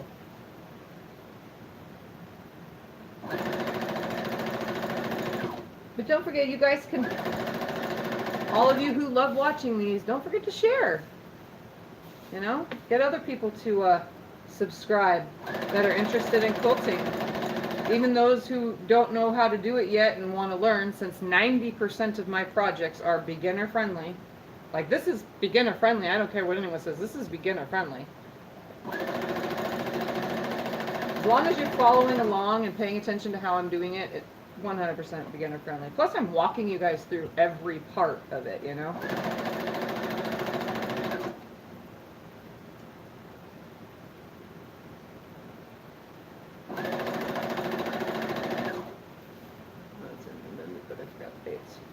Our shows are in November, but every other November. Last year it was on my birthday, and next year it's the day before my birthday. So that's how I always remember the quilt shows around where I live, because they're always around my birthday. And since my birthday is November 4th, just letting you all know my birthday is in 10 days now, I think. Whatever days today's number is. It's coming up. My daughter says she has a surprise for me. I don't know what my husband's doing. He usually don't tell me until the day of, so that I don't get anxious and be like, what are we doing? What are we doing? What are we doing?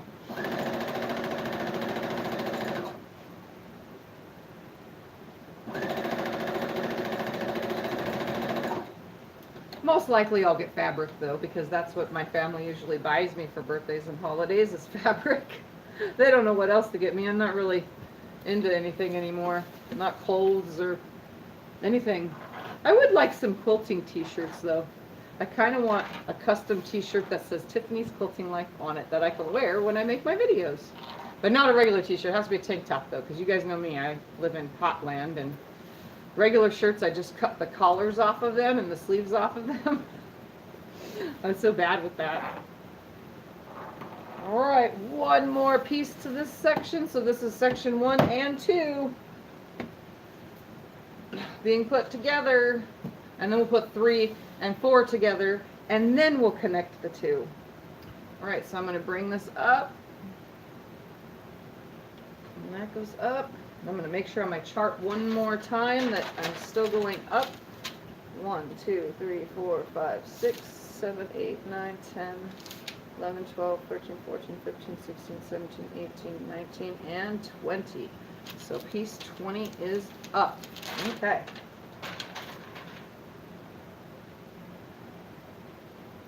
And then after piece 20, we start going back down again. So when we start piecing the next sections, it'll go back down again.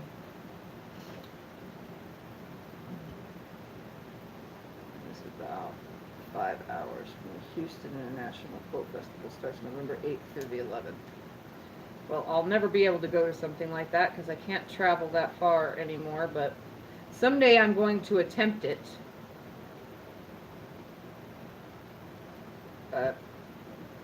I think I would need like a motorhome or something and just go in that, so that way I can have my own space. But my husband and I aren't really motorhome and boat owning type of people, because there's no need to have something sit in the yard all year long and never use it but once in a blue moon, since I don't travel usually. And renting one is probably outrageously expensive. My next goal is a cruise ship. If I can go on a cruise ship, then I can travel other places.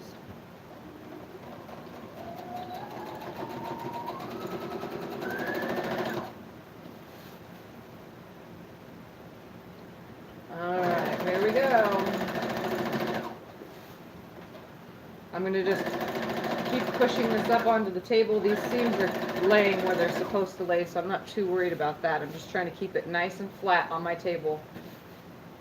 It's very important to have that little bit of desk section that you do have to keep things flat. And since this is technically being made in sections and panels, you know, it's keeping it small enough to not be too heavy and hang off of the desk, making it too much work, you know.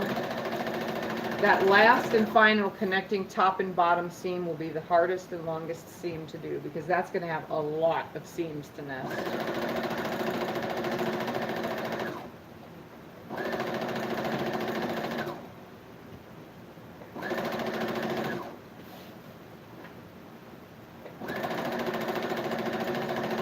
And don't forget, those of you who are making this along with me, that when you are finished, or if you want to post progress pictures, that you can post them to Instagram with the hashtag Tiffany's Quilting Life, all one word with no apostrophe, just Tiffany's with the S, you know, Tiffany's Quilting Life, all one word.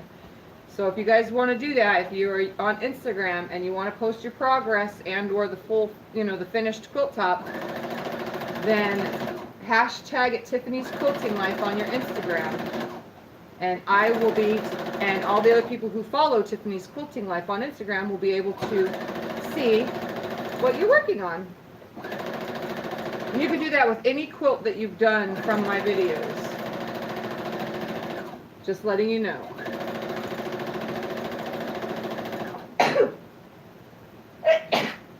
Excuse me. All right, let's go press this and see what we got so far, guys. 2 sections done. I'm going to turn the camera so you can see over there at the iron.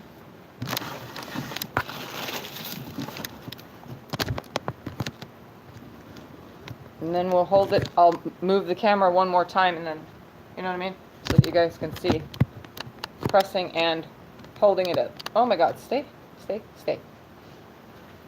Wow, how'd that one happen? 10 people watching with 11 likes. That means somebody must have came and liked it and left. That's funny. Alright, so this is going to be the same procedure. I'm going to lay it on here all the way to where I started pushing these seams. Oh my word. Thank you. That's weird. Sometimes I don't sneeze. It's weird that when I sneeze on my own without it forcefully being happening. Well, Vicky, then it's time to sign up for an Instagram. I didn't want to. I had it and I was using it for modeling pictures originally, but nobody ever went on it. And then when I finally started using it, I realized that there was a bunch of creepy men trying to follow me. And then I changed the name to Tiffany's Quilting Life. And yeah, now still creepy men still follow me. I'm going to put some steam in here because these small pieces need a little bit more steam than the bigger pieces, you know? Just to get them to lay the way we want them to lay. And nicely, you know?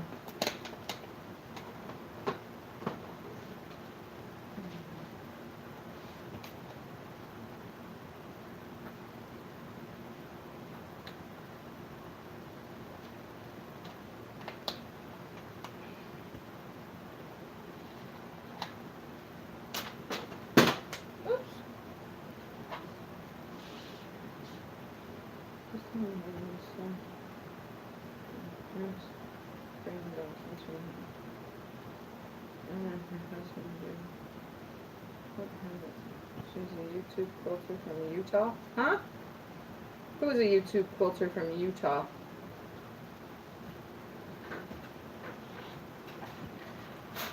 So I'm just folding these back. Try not to distort anything, but I'm giving it steam. All these seams are being pressed. Technically, when it's facing to you, they're all being pressed to the right. When it's on the ironing board in front of me like this, they all go up.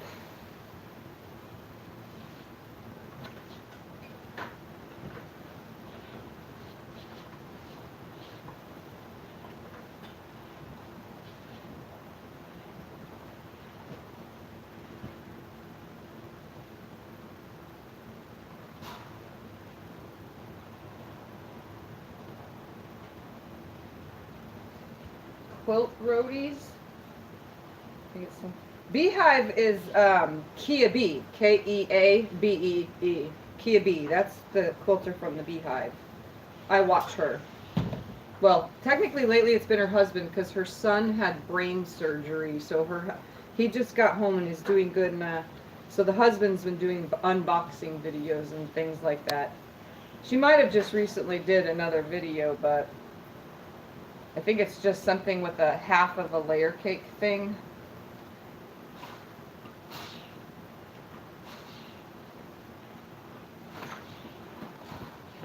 laundry yet? Yeah, you can start it. I'm just pressing and I'm going to show everyone what it looks like and then be off. Okay, because I'm doing supper and I'd like to get laundry done. It's already dark, honey.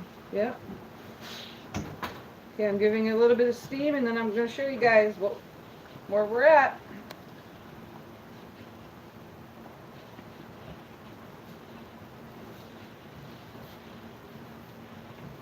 All right.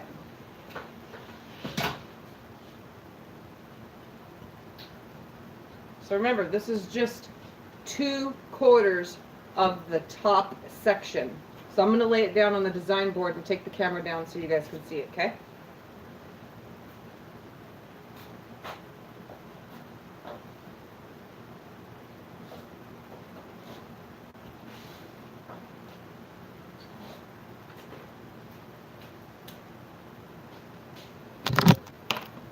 Okay.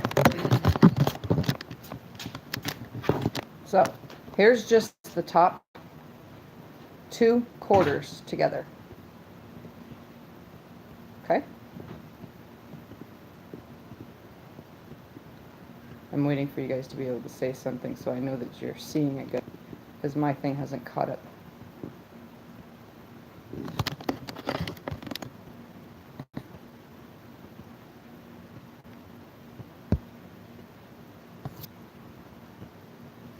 So I'll bring it down.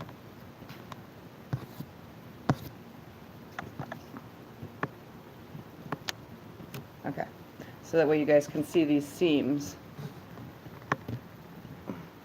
You see how they nested really, really nicely, and they just lay like that. Even on the small little skinny pieces. See?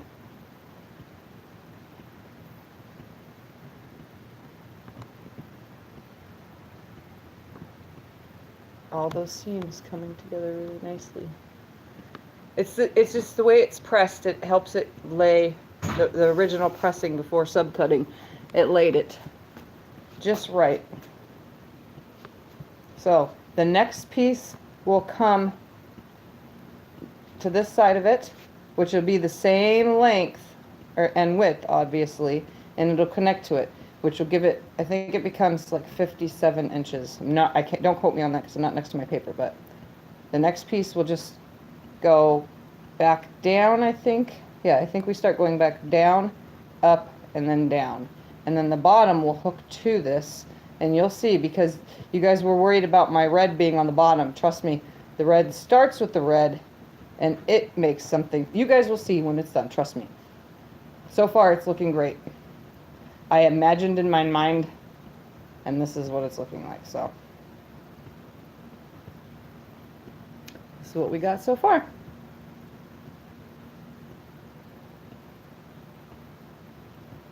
Yeah, you can label it all if you need to. Again, it's not that much more work to put a label. I just labeled the panels. All I did was put labels on the panels. I just took my little notepad pieces, my little post-it notes, and I wrote the panel numbers and used a pin to pin it on. But you can, if you need to, label once you subcut, like I said, you could just take your little labels and label that piece 1, 2, 3, 4, 5, 6, 7, 8, 9. And just remember that, okay, hold on, let's hold these up again. I don't know if you guys can see this and how well you can see it, but here's for 1. I will put all these numbers down in the description after this video when I get a chance to sit down and edit the description box. And then this is 10 through 20. This was panel 2, but I just went ahead and hooked panel 2 to panel 1 right away. So those are those cuts, and when we come back, we'll do more of the top, but we'll do piece 21 through 30 and 31 through 39 in the same manner, and I will tell you the numbers for all that when I come back. So let me grab my phone.